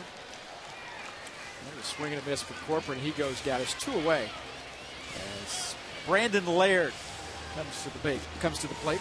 Laird, if there was any guy that had to be disappointed, Laird probably knew the situation. But that said, he put up huge numbers in the spring. Laird hit .328 in the spring, so that's at the point where you say to yourself, what more could I do? I did everything you asked me to do. The next thing we're going to ask you to do is go down to the minor leagues and continue to do what you're doing. Well, I asked him about that tonight around the batting cage, and he said exactly that, Kevin. He said, I feel I did everything I could do. Well, sometimes, it doesn't work. It's just not enough at that point, but the thing is, you're always in that situation where you can send a message to those who are watching. And that's the beauty of spring training, is you've got guys out there, and they got major league eyes on all the different players who obviously want major league jobs. That's high a ball. Bull Porter and Jeff Luhnow talked many times about Laird and what good at-bats he had. And it seemed at one point, not all that long ago, that he was ticketed for a spot as maybe a late inning pinch hitter, one of those guys who could come to the plate against some of the top throwers in Major League Baseball and do a nice job with an at-bat. Brandon Barnes is more versatile. And, they've got the shortstop situation with Gonzalez and Cedeno. We didn't know which way that was going to shake out for a while. It was Tyler Green, but all along it appeared that there would be 2 guys sharing shortstop. Laird, you talked about Rule 5 guys and the route that the Astros have taken to claim guys in the Rule 5 draft. Well, Brandon Laird is a guy that, really hit in the Yankees organization. And they tried to put him through waivers, and the Astros claimed him off of waivers from the New York Yankees. That was fouled off on the right side. Well, I asked him what the plan would be for him at Oklahoma City, and he said, probably first base, third base. In other words, he is part of the depth of the Astros right now, so his job is to keep himself ready to fill in at either corner infield spots, maybe even play a little outfield in case he might be needed there. It's a difficult time of year for a guy like Brandon Laird, who's had such a good spring, but he's headed for AAA. And you wonder, too, if he can, rely on his big brother to tell him, you know what, just keep doing what you're doing. You'll be fine. And his brother Gerald Laird, a long time big league backstop, Texas and Detroit, different places, had many different stops, but he was a consummate veteran.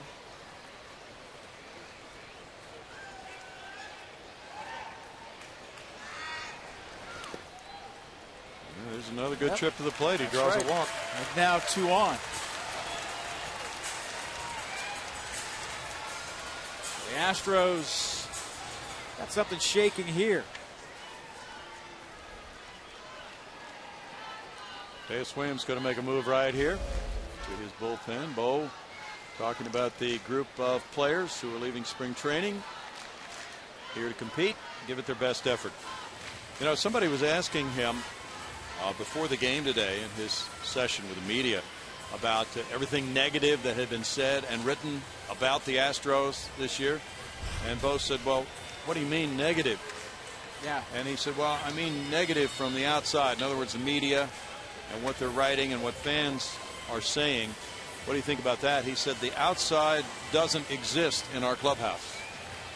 Block out the noise. Yep. Is that basically That was the message. All right, so we got a pitching change. We'll take a break. Tell you who the new pitcher is. When we come back. 6-5 Cubs.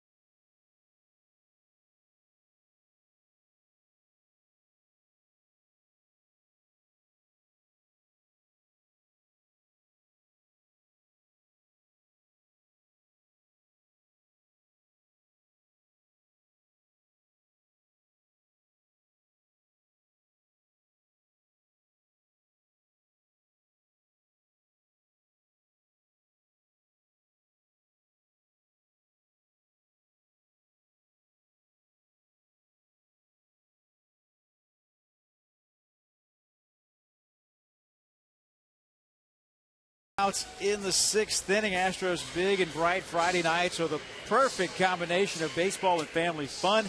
Each Friday night game is followed by a spectacular fireworks show presented by Marathon Oil. Be there for the first big and bright Friday night of the season. That's April 5th, including a T-shirt giveaway for the first 10,000 fans by Waste Management. Call 877-9-ASTROS or visit astros.com to get your tickets today. Brand spanking new pitcher Blake Parker comes in for the Chicago Cubs. He'll face Jose Martinez, getting his first at-bat of the game. Martinez came in that defensive replacement, playing second base.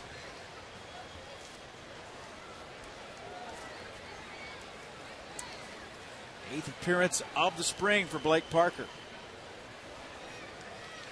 He's from Fayetteville, Arkansas. I saw that yesterday, the Chicago Cubs in Mesa. By the way, they're playing their last year in their old digs there in Mesa. They'll be moving on down the road to a brand new stadium in Mesa, Arizona. But played the Seattle Mariners yesterday in their final game of Cactus League. You know, they must have used 24 position players in that ball game, so I think they're going for that record tonight because they're working some guys in and out. Oh. Parker, another pitcher working this one today, and that one hit right at second baseman Barney, and he throws him out. So the Astros leave a pair in the sixth.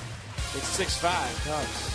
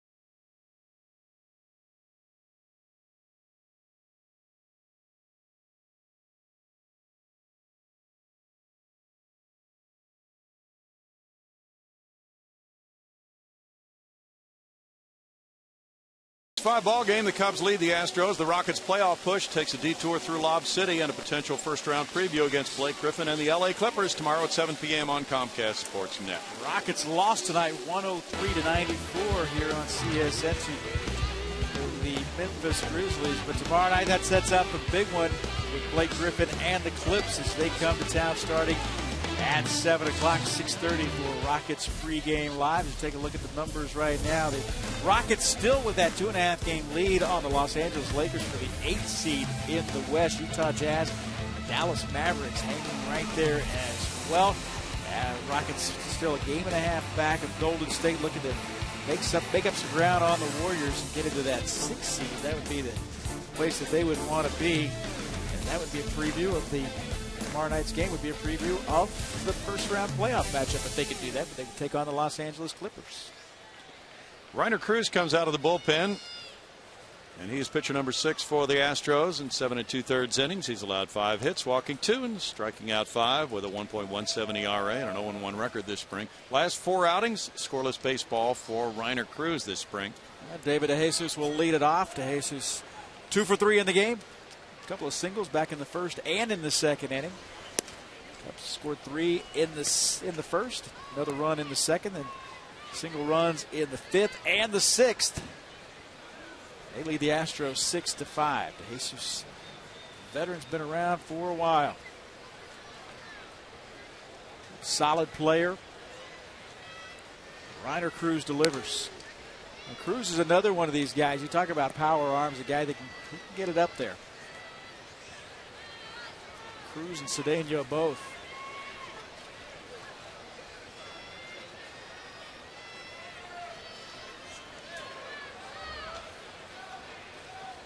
He's just trying to set the table.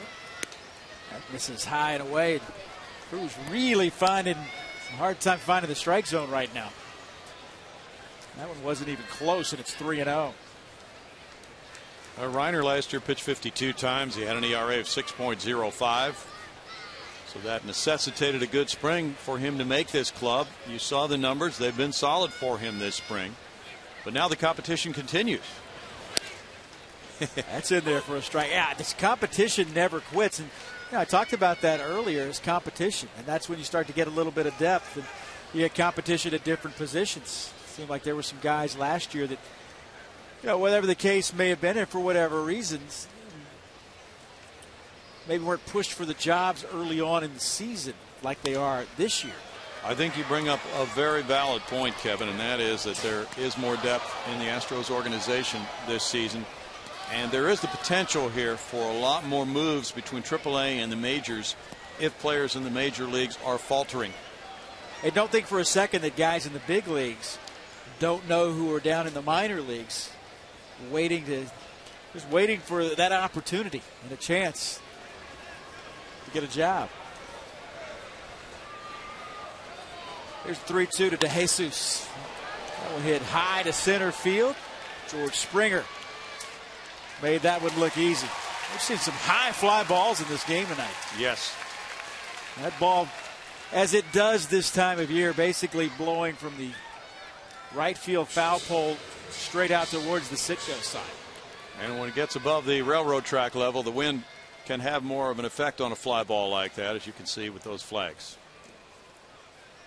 So one away for Starlin Castro here in the 7th. Cubbies leading at 6-5. Rizzo waits on deck.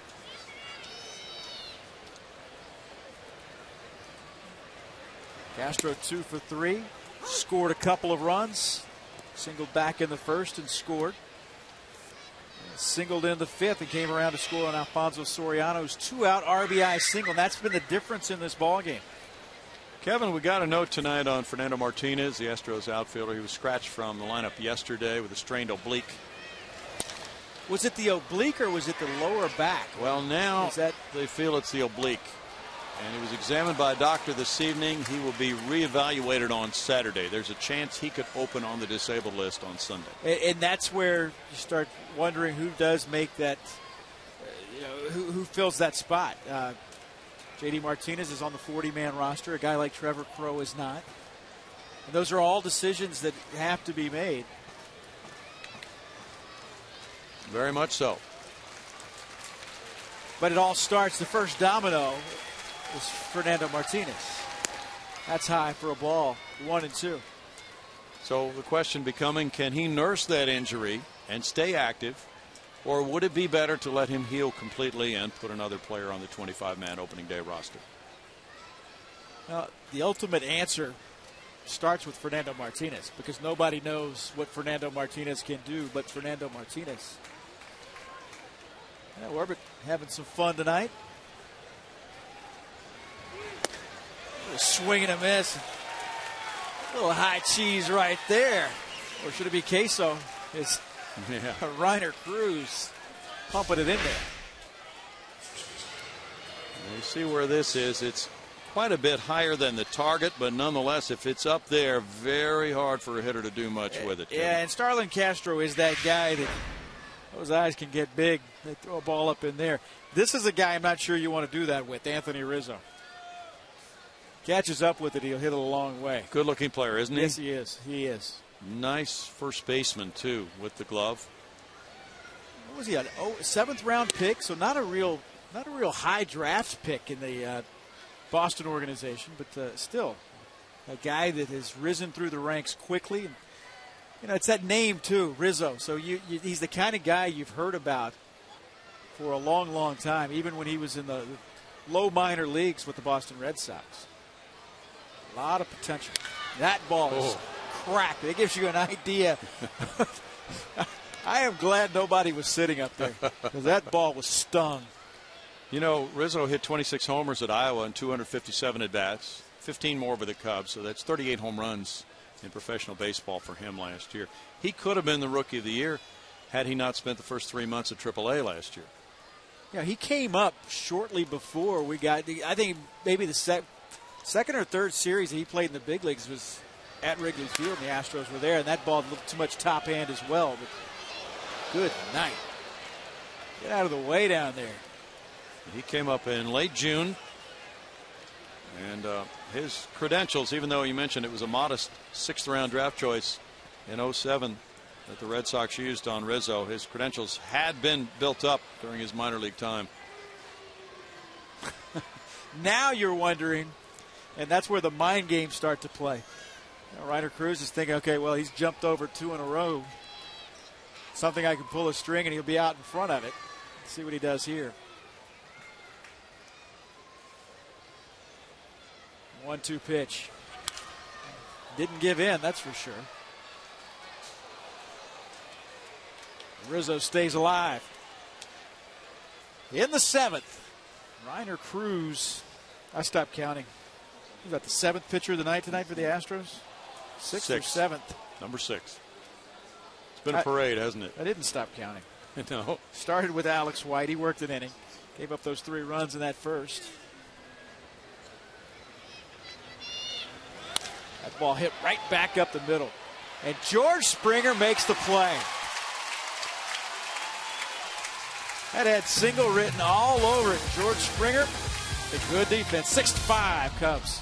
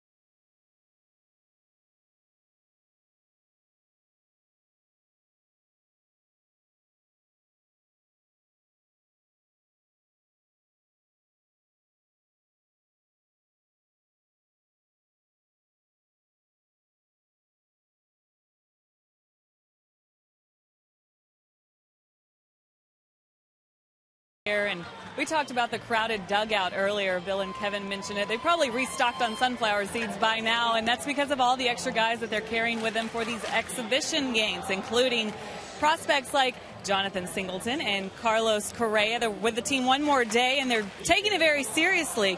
Correa has produced a couple of runs in 7 at-bats, and stole a couple of bases as well, showing off his speed. As far as Singleton goes, another nice night last night at the plate. He hit 2 out of the park, and then, of course, the bases loaded triple in a win over the Nationals earlier this week. He's hit 300 through 5 games with a .417 on base percentage. I think it's safe to say they're getting the most out of this limited opportunity they have.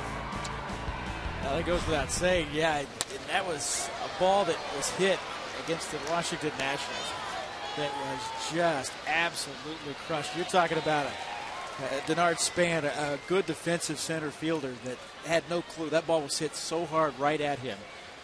Went over his head. That was a bases-loaded triple. Tied the game. The Astros went on to win that game against the Washington Nationals. Here's Ronnie Cedeno to lead it off against Parker in the bottom of the 7th. Cedeno, 325. We talked about released by the St. Louis Cardinals last Sunday morning. The Astros picked him up immediately. Was he released and signed the same day? I think it was the next day. Yeah, next day. So Saturday he was released by the Cardinals. That's strike 3. Sunday picked up by the Astros. So did not take long for Ronnie Cedeno to find work. He's down on strikes and 1 away. Here is Jonathan Singleton.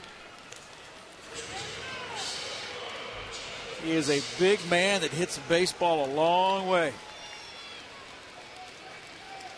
Singleton, another guy acquired in a trade. The guy that, the Philadelphia Phillies, boy, they were really hesitant to give up. 25th overall by Baseball America as he's ranked as a prospect in the minor league system. Jonathan Singleton, as we talked about, he'll serve a 50-game suspension to start the season. Interesting talking with Jeff Luhnow about that. He said, from the very beginning, he owned up to the mistakes he had made. And who hasn't made mistakes at that age? And he said, let's go on from here. It's not what you've done. It's what you're going to do and learn from it. And Jonathan Singleton said, I'll accept it. We will move on, and I'll be a better person for it. Well, the scouting report on him says he has very good balance and rhythm at the plate. Swing is simple and compact. That's in there for a strike on the outside corner. It's a good pitch not to swing at, Kevin. That's the plate discipline. You know, working counts into situations at 2-0, and that's just it. You're ahead in the count. It's your count to do with the pitch that you want to do. I mean, you wait for a pitcher, you know, rather than a pitcher's pitch, you're waiting on a hitter's pitch. Well, that's a tough call. Man, that evens the count. It changes everything, doesn't it? Yes, it does. Instead of 3-1, it's 2-2 now. Singleton hit 21 homers at Corpus Christi and 461 at bats last year. That's in there for strike 3 call. Blake Parker made some pitches, didn't he? Yes, he did. Yes, he did. And got the benefit on the pitch that took the count to 2-2 as we take a look at that last sequence through our pitch-by-pitch presented by Steel Dealers. Parker dealing here, working away, you know, changing things up, staying away on Singleton with good reason. It seemed like everything he was throwing, Brownie, was darting to the outside. Yes, it did. And then put one right in at the knees. Again, the benefit of that call that got him back in the count at 2-2 was huge against a guy like Jonathan Singleton. Well, nonetheless, he's drawing rave reviews for his bat work. Here's J.D. Martinez now. Yep, J.D., of course, started the season in the big leagues a year ago with the Astros. Swings through that one. He will more than likely, barring Fernando Martinez going on the disabled list, start the season at Oklahoma City. That's the plan, at least for now. That could change here in the next 24 hours. J.D. Martinez, the highlight of the season, the native of Miami, the first home run ever at Marlins Park, the new ballpark there in Miami. Had to be a great thrill for him. I talked to him about that. He said he never got the baseball back. He wasn't sure if the Marlins ever got the baseball. I don't know what else you would do with it. Here's the 1-2. It's fouled off down the right side. I mean, it can't be worth the, can't really mean anything to the person who caught it. You make your deal, you say, okay, you can display it, but you have to put a sign underneath it, donated by. Yes.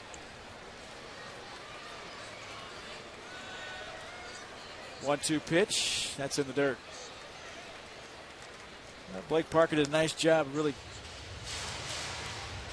pitching to the strengths against a guy like Jonathan Singleton. Here getting ahead of J.D. Martinez. Martinez back in the count at 2-2.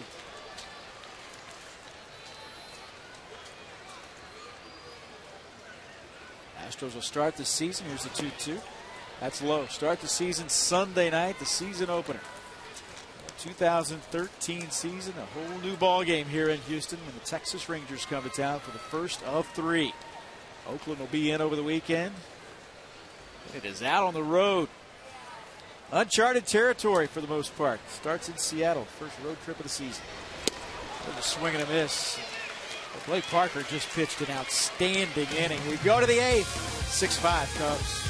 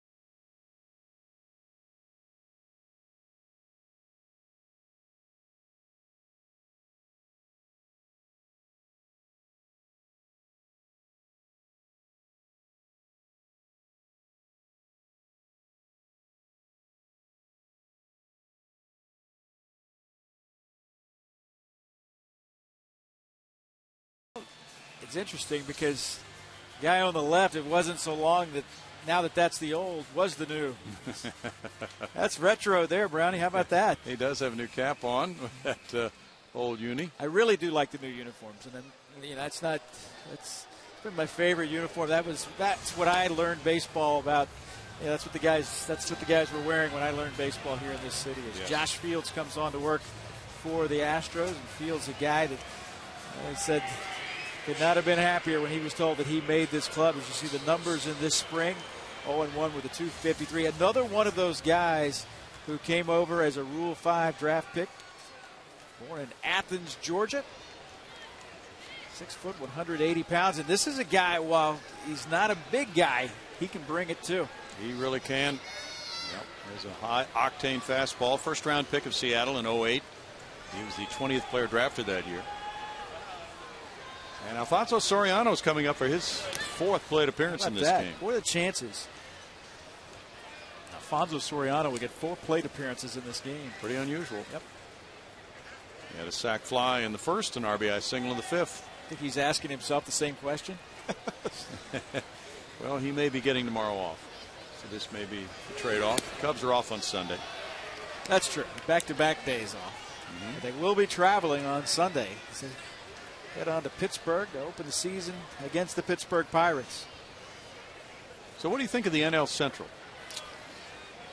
Tell you what, a lot more easy to navigate than the American League West. I'll start on that. It's going to be one of those seasons where everybody, you think the Pittsburgh Pirates, everybody always year in and year out. It's going to be the Pirates' year. All those draft picks are finally going to make their way up. And I just don't know. After a while, you just start to lose faith a little bit. But the Brewers, they're a team that I just don't see what they're going to do and replacing some of the pieces in there. Gallardo obviously at the top of that rotation. Kyle Loesch may be a big signing for them. He may be. Kyle Loesch, the thing about Loesch is, regardless of the results in which you could look at statistics, the one big number you could look at Loesch year in and year out is that he's going to eat up a lot of innings. He's done that, hasn't he? And quality innings, and then it saves your bullpen, and that could save your bullpen for a week. That was filthy. Soriano turns away from home plate. He's rung up for out number 1. That's the big hammer. Look at this. I can see us. You know what? Soriano said that was high. He was probably right, but it's the 8th inning. Look at the break on that from the side. That was nasty. Nate Shearhall's another guy who's played this whole game. Looks at ball 1. What are you looking at when you look at the National League Central? I just think Cincinnati's going to run away. I agree. And you look top to bottom. I don't know how much. The Cardinals, I never like to underestimate the Cardinals. For whatever reason, right. They just seem like when you write them off, they're right there. But Cincinnati Reds, boy, top to bottom on paper, they look like they definitely look like the team to beat. Cardinals have lost some key performers. And they'll open the season without David Freese, no Chris Carpenter this year. And they've had Jason Mott now go down with an injury, so they have some key people who are not able to perform for them right now. You look at the American League, and I talked about the Pirates being that team. Kansas City Royals are kind of that team in the American League, that team that, high draft picks for a long period of time, that sooner or later are going to make their way to the big leagues. Get enough of them, you only have to hit on a few, and all of a sudden now you put together a good ball club. And the Royals could possibly be that team this year. That's what everybody's talking about. Good play there as Laird moves to his left, 2 outs. Now the Royals shocked a lot of people by trading Will Myers, one of the top prospects in baseball, to Tampa Bay for James Shields and Wade Davis. But apparently they feel that they can get more out of this team now by going for it now, and that's what they're doing. Boy, Shields another guy, too. You talk about Kyle Loesch pitching some innings, but Shields a quality starter for quite some time in Tampa. And what a message does that send to the rest of that organization when you go out and get a guy like that, and knowing that you're going to have to, I don't know, maybe overpay is the wrong word, but you're going to have to pay a hefty price to get him. Right. And that's something that you haven't seen in Kansas City, my goodness, in a long time. Mm-hmm. Steve Clevenger's up for the first time. Clevenger with a 1-1 count. He's hit .380 this spring. Steve Clevenger hit his first career home run last June off of Bud Norris right there at Wrigley Field. He looks like a pretty good hitter, doesn't he? Yeah. He's got the benefit of being left-handed, though. It seems like everybody left-handed looks like they're a good hitter. But like you said, .380 in the spring, Baltimore native. 06 draft pick of the Cubs in the 7th round.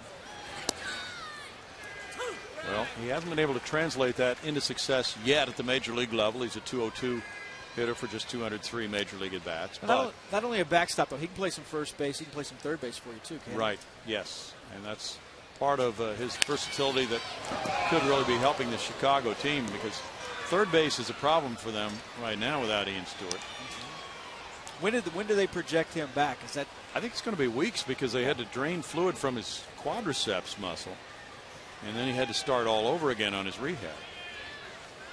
They've got the issues in this rotation with Matt Garza, Scott Baker. These guys probably looking at May. That's a very good 8th inning. Wow. 4 Fields with 2 strikeouts, and it's 6-5 Cubs.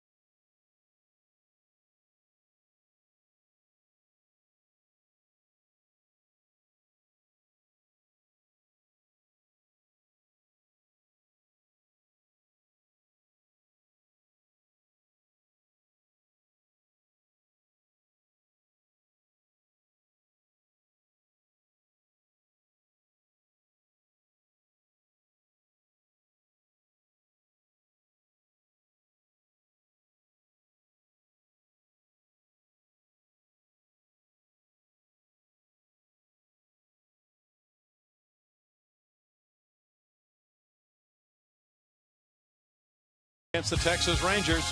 Don't miss Astros pre- and post-game live. Coverage begins Sunday at 6:30, only on Comcast Sportsnet, your home for your home team. Cubs go back to the bullpen again. Michael Bowden comes in for Chicago as the Astros hoping to flex their muscles here in the 8th inning, down 6-5. Good times at the ballpark tonight.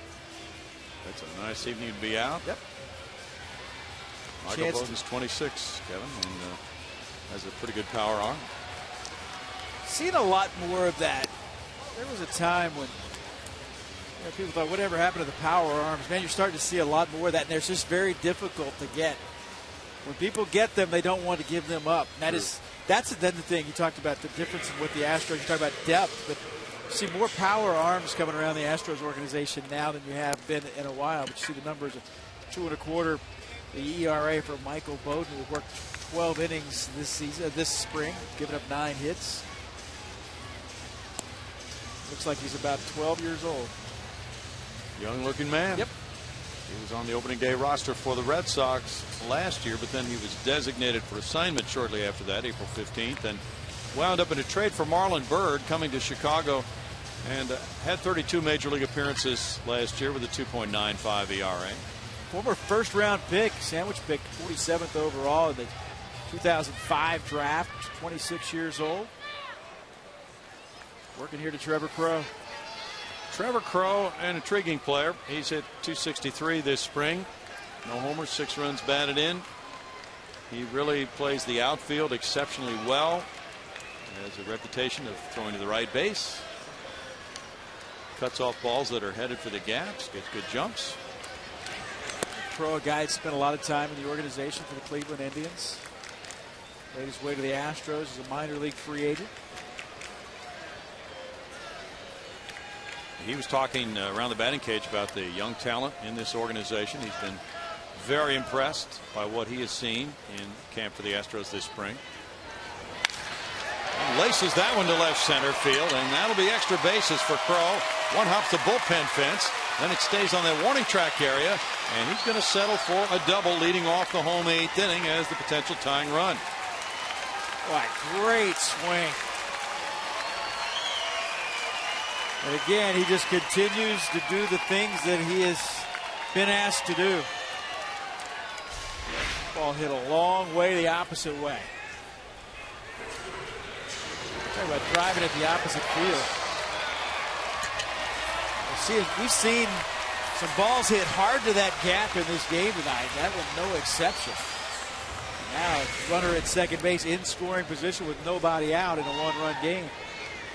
Good way to lead off an inning, and now it's Brandon Barnes trying to drive him in. Corner infielders are pinching in tight for Barnes. Barnes struck out in the 6th inning, his first time up. George Springer on deck. That's what I was wondering. And that's what we're all going to get used to, is how things are different managing in the American League. And baseball is baseball, but that said, you're obviously more apt to move a guy over to third base in a one-run game late in the ball game. Right. At home. Yeah. It makes sense. Where you have the last at bat to try to get that tying run home here in the 8th.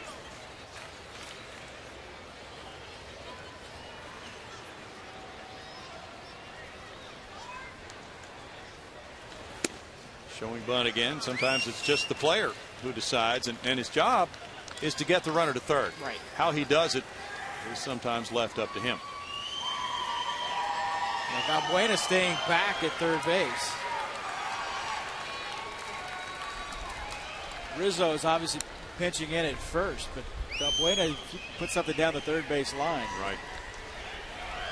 If he has to field the ball, that should give Crow plenty of chance to get to third base.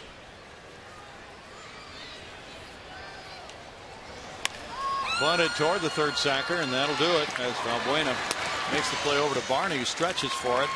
And a good sacrifice for Barnes. Runner at third, one out now as he advances the runner. The little things can mean a lot. They really can.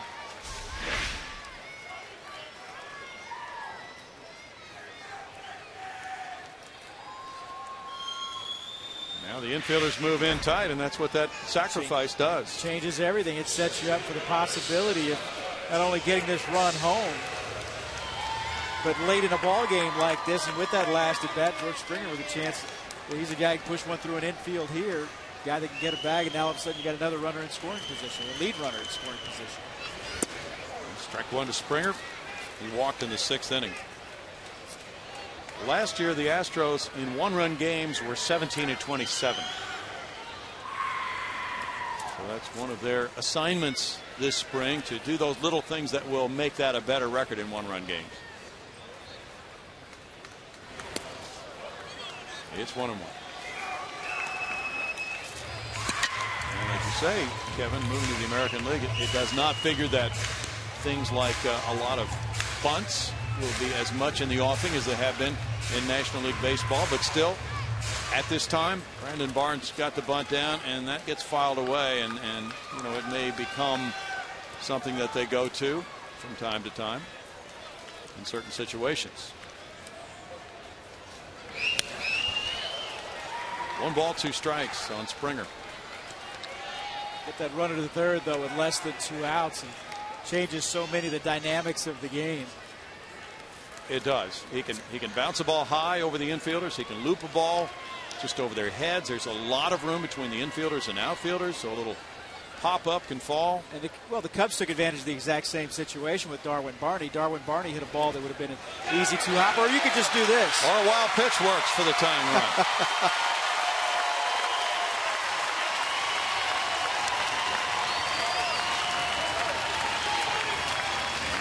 Springer doesn't have to worry about it as the tying run is home to make it 6-6. Just like that. Double sacrifice, wild pitch.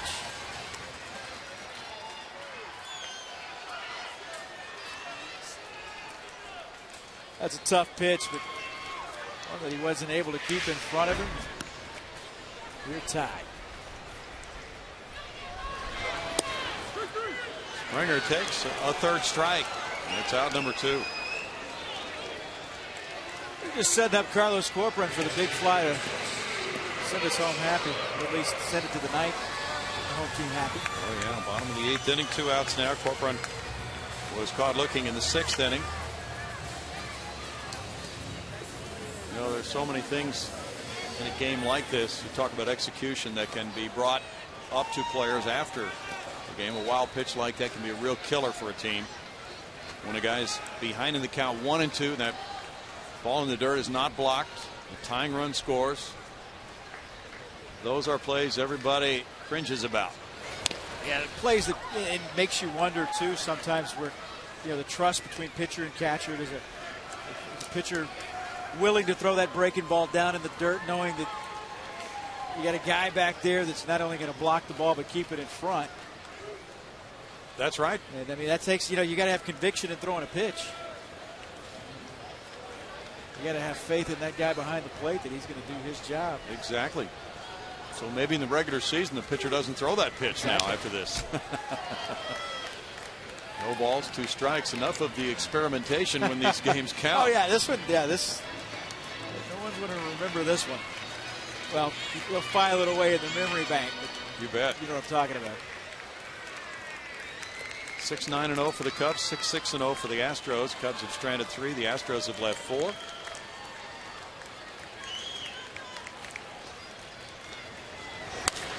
That's a looping fly ball to shallow left. Soriano moving in.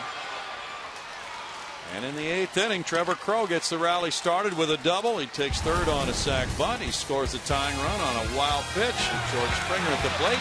It is 6-6, moving to the 9th.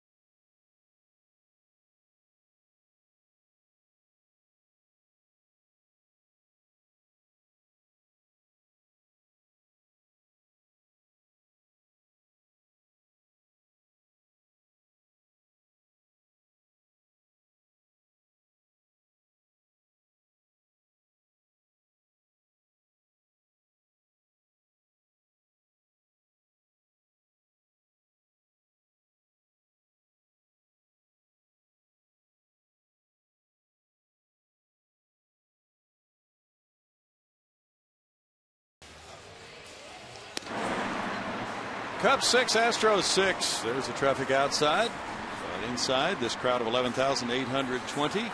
Wondering how this game's going to turn out because it's tied now. Moving to the 9th inning. And we've had a good look at the bullpens of both of these clubs here at Minute Maid Park tonight. A good look at Hector Ambrose, who comes on to pitch for the Astros. California native, went to UCLA. Came up through the Cleveland Indians organization, had Tommy John surgery in 2011, missed that season, and signed as a minor league free agent last year for the Astros, made his way to the big leagues. Here he is here, ready to break camp with the big club. 0-1 with a 2.45 ERA this spring. 6 hits and 7 1/3. Opponent's hitting .222 against him. First man he faces is Luis Valbuena, who tripled and scored in the 6th inning. He also has a walk tonight. George Springer is playing well over in left center. There's a wide open gap in right center field for Valbuena, and that's where he hit the ball for his triple last time up. Ball 1. That is a huge space. You're not kidding. Look at that. I don't know if you're going to see a bigger gap than that in a major league game. I'm not sure if well, they've got a book on him, because obviously that is by design. There's no accident you're playing that far. He pulls the ball once again. Martinez over to first. 1 out. Josh Fields had a 1-2-3 8th inning with 2 punch outs. Very effective. And now Ambrose trying to get 3 outs in the 9th and give the Astros a shot at winning it in the bottom half. Did you hear that the maximum number of innings played tonight will be 10, Kevin? Or I did not hear that, but okay. I know that they called the games in Florida after 10. Okay.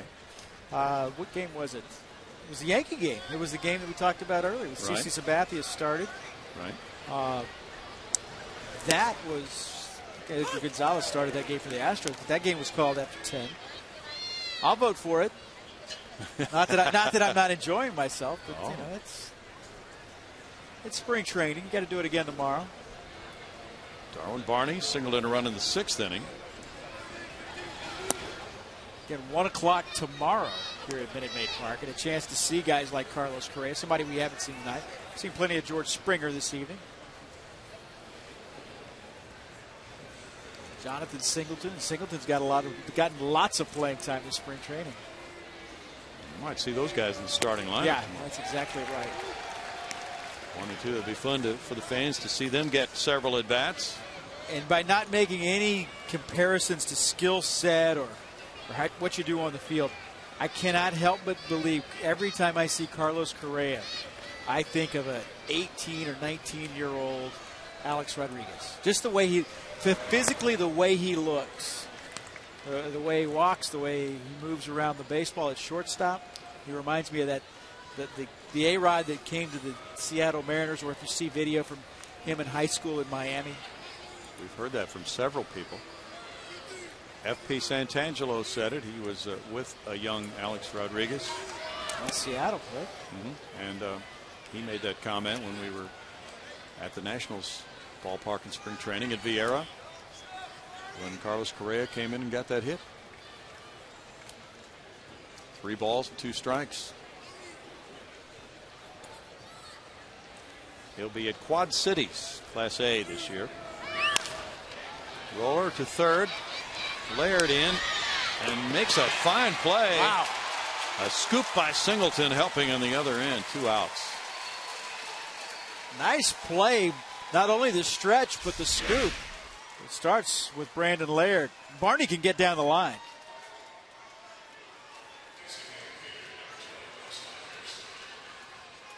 That was excellent. Yeah. I'm not sure. Yeah, I think he got his man.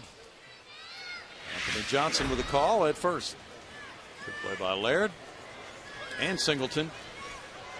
Now with 2 outs, it's Scott Hairston. As we get ready for a brand new baseball season, there's a lot to think about, Kevin. Yeah, absolutely. There's strike 1. Not the least of which, and we talked about that earlier, is familiarizing yourself with teams that you really haven't seen all that much of over the years. Yes. Kind of fall into that, even a guy just like Hairston here, where, remember him last year as a Met, but, you saw him as a Padre before that. You follow their career, and while it's not nearly as easy to do, it's so much easier to do, I should say, with guys that you can actually see play. It's harder to do with guys you can just read about in the American League. Well, we'll learn about it night by night. That's right. Right here on Comcast Sportsnet. Class is in session. Yeah, and fortunately, Alan Ashby will be back in the saddle Tuesday night. Knows the American League very well. Yeah, it's been last, 6 seasons on the broadcast team of the Toronto Blue Jays. So, yes. Yeah, you'll be definitely relying on him. You know that. Cheating off of his paper. Who among us could answer the question, name the Oakland starting lineup right now? 2 balls, 2 strikes. Who's in the rotation for the Seattle Mariners other than King Felix? King Felix and who else? Let's see. Yeah, it's going to be an interesting year unfolding. There is familiarity, of course, with the Rangers. Well, 1 for 5, 1 for 4. Let's see. We'll see Yu Darvish in Game 2 of the season. And a fellow named Lance Berkman will be here as the designated hitter. How about that? It's interesting to see how things are playing out, how that will play out with Nolan Ryan, and just the way power has changed with the Texas Rangers. They're playing an exhibition game at the Alamo Dome in San Antonio. Well, that's right. Things have changed with John Daniels becoming the director of baseball operations. We got a business operations guy as well. Time will tell how it works with Nolan. And now David Murphy is more of an everyday player without Josh Hamilton. So how will David respond?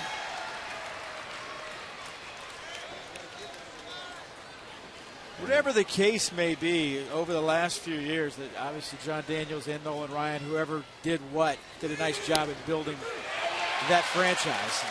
Yes, they did. Good ninth inning for Hector Ambrose in 1-2-3 fashion. That sends it to the bottom of the ninth, and it's tied 6-6.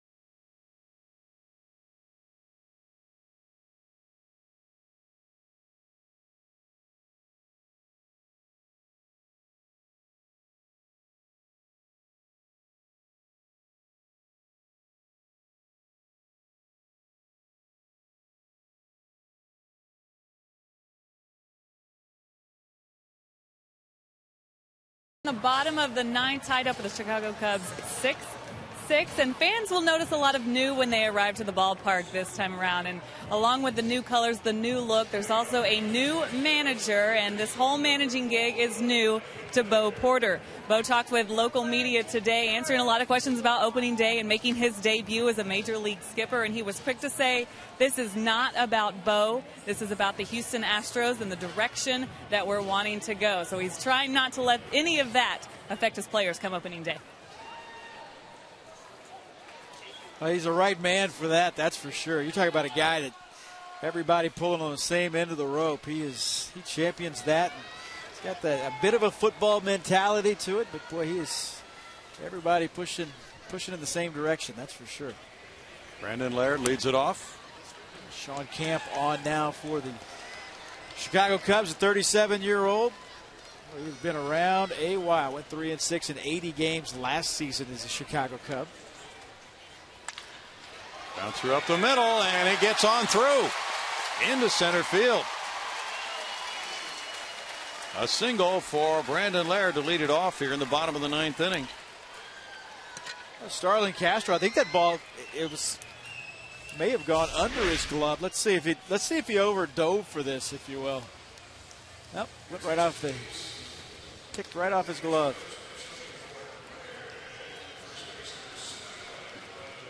Now Delino DeShields Jr. will go into pinch run, and it gets pretty interesting here with his 101 stolen bases in the minor leagues last year. Now Jose Martinez is the batter. Martinez grounded out in the sixth inning. Pretty good size lead for DeShields. Hey, ooh. Thank you. Yeah. Oh, man. Clevenger behind the plate. Look at this. Really close for Adrian Johnson. Shields, the 2012 Minor League Player of the Year in the Astros system. Martinez puts the bunt down. It stays fair. Clevenger gets the out at first. Good punt. That's where what Clevenger thought perhaps that might go foul, but it's obviously it's a chance you can't take. You got to get that out.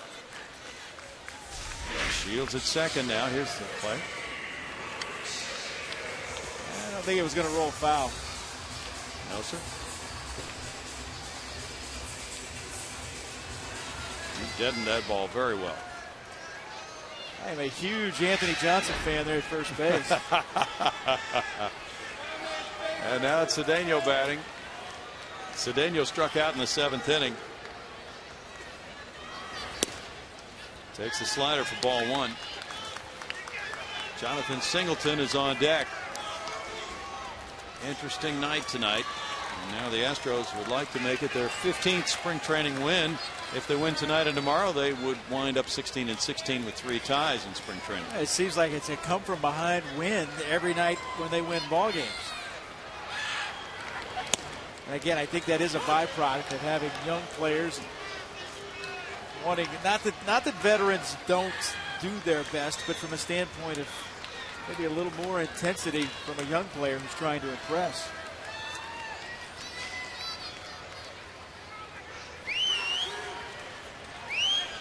Turn back toward DeShields at second. DeShields played at Lancaster and Lexington last year. He was the MVP of the California League Championship Series when that Lancaster club won the championship. First round pick in 2010 by the Astros. That's ball 2 to Cedeno. We're going back and looking at the numbers for Ronnie Cedeno and Tyler Green. Green was released by the Astros. Cedeno replaced him. They had almost identical career OPS numbers. Kevin. Which makes you wonder exactly. You know, with Tyler, he just struggled so mightily in spring training. Let's see if this gets through. Castro with a long throw from the hole and the stretch, safe at first. Told you. Huge Anthony Johnson fan. That was. He was safe at first, running hard down the line, and now you got something cooking. Runner at third with 1 out. Cedeno beats it out. Here it is.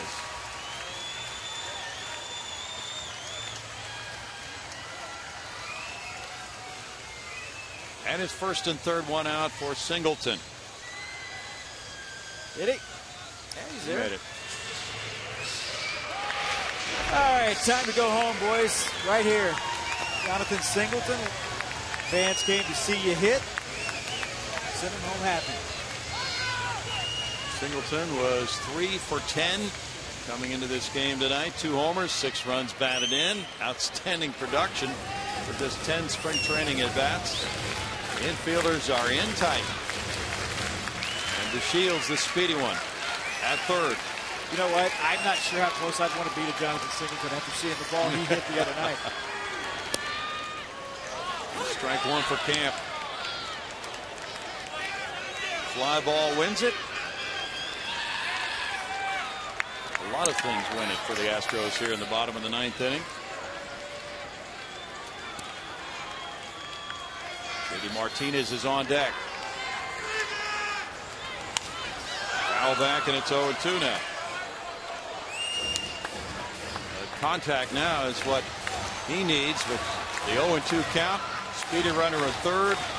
Needing to hit this ball in play. Jonathan Singleton tries to come up with something. Goes from thinking of finding something to drive to finding something to put in play.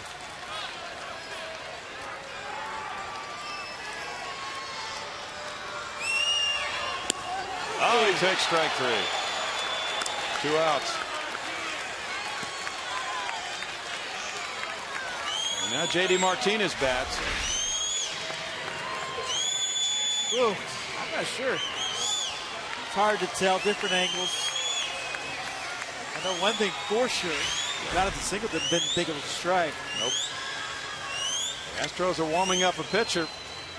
Prepared to go to extra innings. Josh Zeid.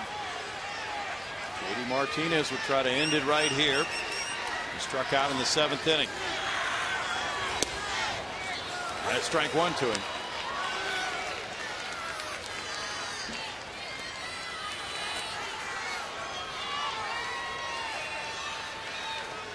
There's a way that he could be on the club Sunday night. That would involve Fernando Martinez.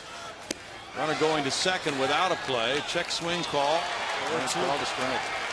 You know, JD last year started off so very well. If you look at the numbers and you look at his game log, he was up around 315 and rather than the 20th of April. So if you look a month later and he had just plummeted. He started spiraling and really didn't know how to turn it around. And a swing and a miss. Ends the 9th inning. Camp gets 2 strikeouts with runners at first and third. It's no runs, 2 hits, 2 men left. 10th inning coming up, tied at 6.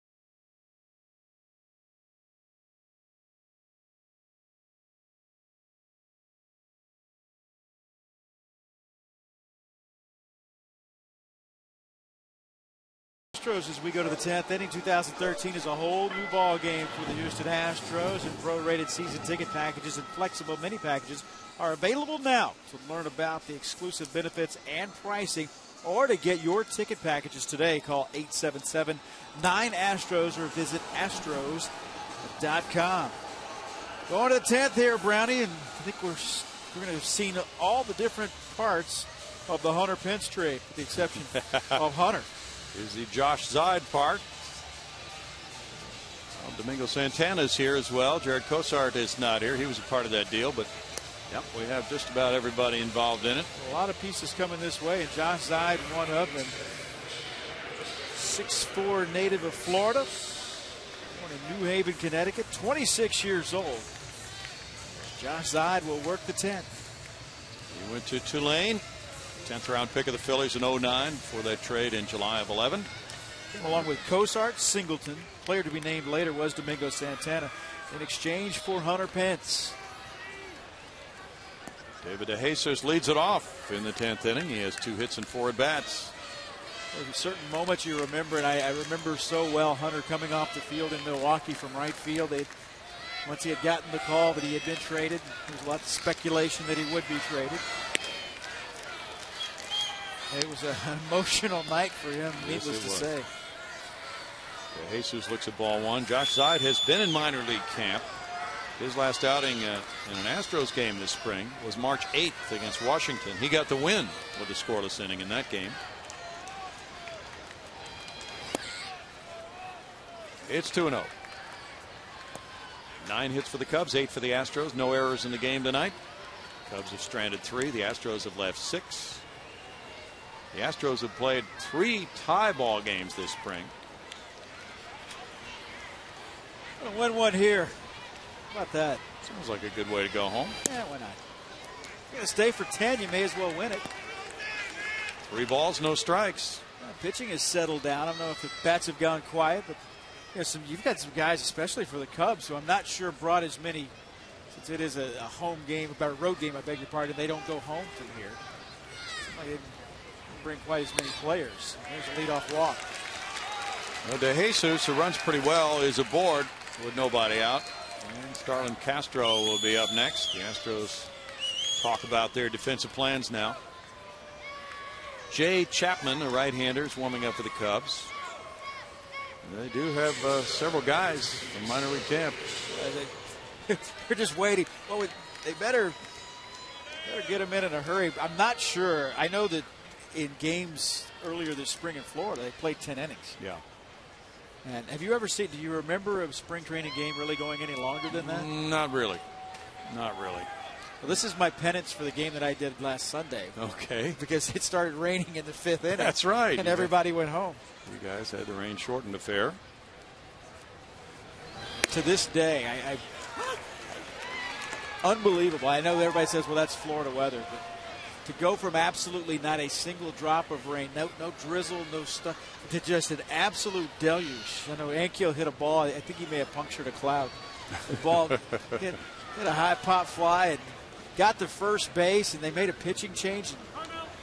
Goodness, I mean, it didn't start to rain. It was like somebody turned the sprinkler on. It did come down hard, and before they could get the tarpons, so that no chance. Rendered the field unplayable. No chance. Somebody would have gotten hurt because the wind was blowing too. The wind was gusting about 35 miles an hour that day. Yeah, and the Bay Hill Golf Classic got hit by that too, right? That's right. That's why it was a short week for the guys that came to the Shell Houston Open, because they had to finish the Bay Hill on Monday. Give it an extra day before Tiger won that.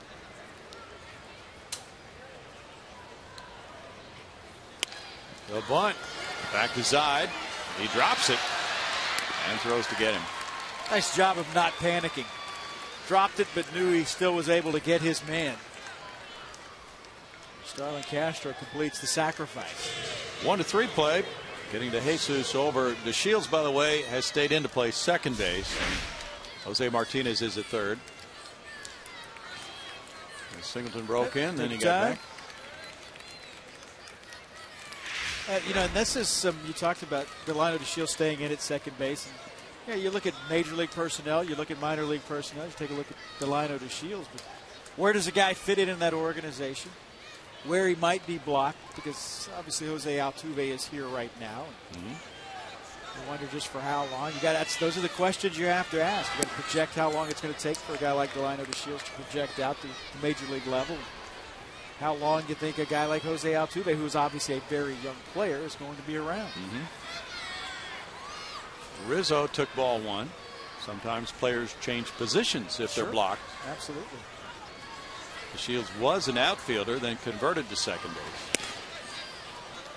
It's 2-0. And not unlike on the major league level when you got Brett Wallace and then you sign Carlos Pena. You obviously have 2 guys that play first base, and you got a guy in the minor leagues like Jonathan Singleton, who is a guy that's not going to be in the minor leagues long. That's when you start learning how to play the other corner of that infield. Exactly. That's why major league organizations want that kind of depth, to create those kinds of pleasant problems, if you will, to make a decision. All right, we've got 2 guys here at this position. Which one do we want to keep? And which one do we want to use to maybe go help us at a different position where there's not a strength for the organization? 3-0. I think that's one reason. Here's going to be an intentional walk now to Rizzo to bring up Soriano with 2 on and 1 out. So we talked earlier, Kevin, about developing starting pitchers and having minor league starting pitchers share starts for the first few weeks of the season, so that the starter might go 5 and then the reliever might go 4, and then the next time around through the rotation they may flip-flop. But this gives the Astros a chance to look at more pitchers for more pitches in the game, and then make those decisions. All right, which guys do we want in our rotation going forward now from June on, we'll say. Because that's the toughest commodity to find, starting pitching. And it's not so much, it's an evaluation process. Right? Your ability to see what they have and work more innings in those situations. You see that now. That's more likely to see that in lower level, whether it's rookie ball or A ball or things like that, where they will do that. But you don't see it very often at the AA or the AAA level, which is what the Astros are going to try to go ahead and implement early on in the season. Mm-hmm. And it goes back to those trades, because it seemed like every time a guy was traded out of Houston, there were 4 guys coming this way. Mm-hmm. Big cut there by Soriano, makes it 1-1. For instance, there were some guys this spring who were expected to be impressive in the Astros camp, and they got sent out relatively early because they just didn't do that well. So some of those guys may be converted from starter to reliever. Maybe they don't have 3 quality pitches, but they want more information before they do that, and that'll be coming this season in the minor league year. 1 ball, 2 strikes. Careful what you wish for with this guy. But right now, Josh Zeid challenging Alfonso Soriano.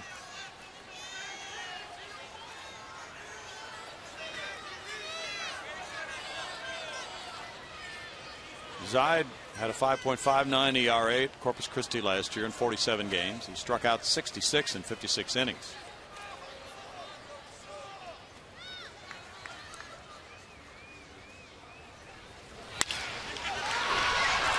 There's Martinez firing to second, to Shields on to first for a snappy double play.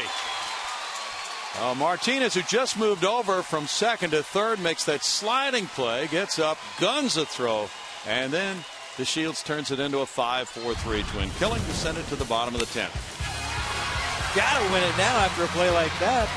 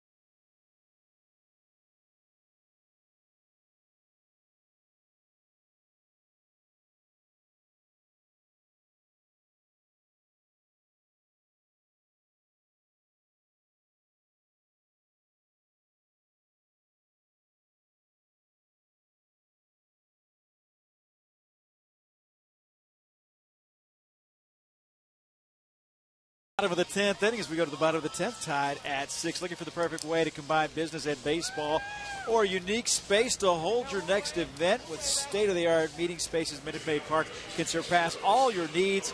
Call 713-259-8800 for more information. Don't forget to ask about softball games as well as batting practice. Let's see, the Astros take some BP here in this bottom of the 10th inning. Jump on Jay Chapman. Get him a victory here and send these fans home happy.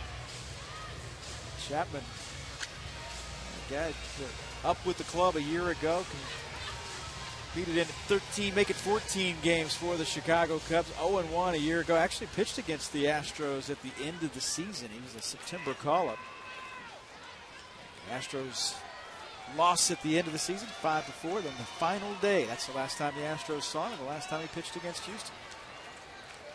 It'll be Crow, Barnes, and Springer due up in the Houston 10th inning. Trevor Crowe doubled to lead off the 8th inning and scored on a wild pitch to tie the game 6-6. This fly ball heads for right field. Scherholz back on the track. Scherholz with a catch, 1 out. Good swing, though. He got the bat head down. I think he thought he had that. Did it pretty well. Yep.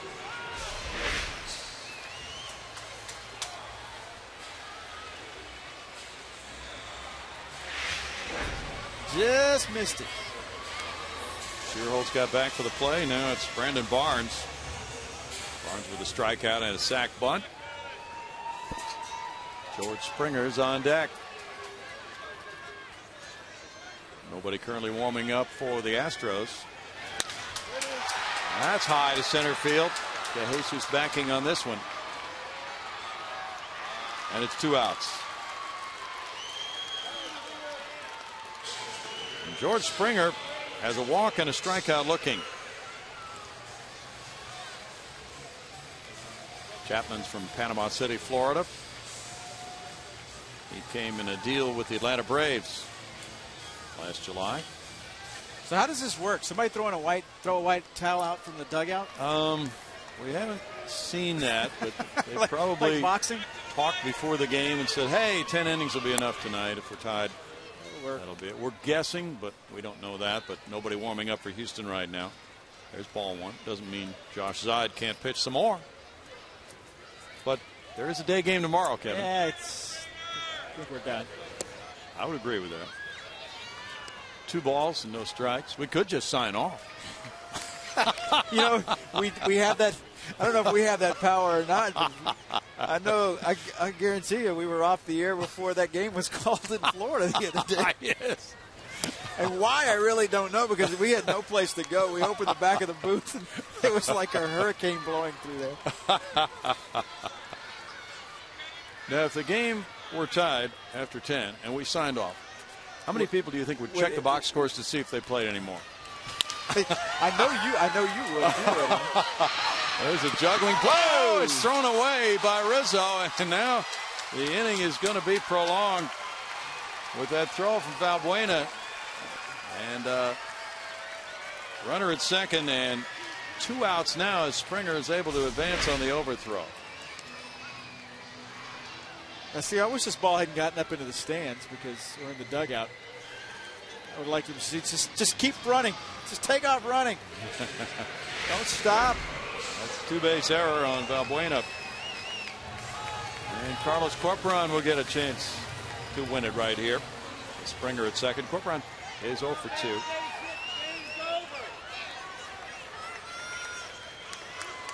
This is another guy you had to feel good about. Big league opening day roster for the first time in his career. Good, solid guy. He's worked hard to become a better player, hasn't he? Worked hard to become a better player, to be in better shape, do a lot of different things well. And great thing about a guy like this is, you know, through the grind of a season, he's the kind of guy that always seems like he always has a nice thing to say and a bright smile on his face. Yes, a positive guy. 29 years old from Puerto Rico.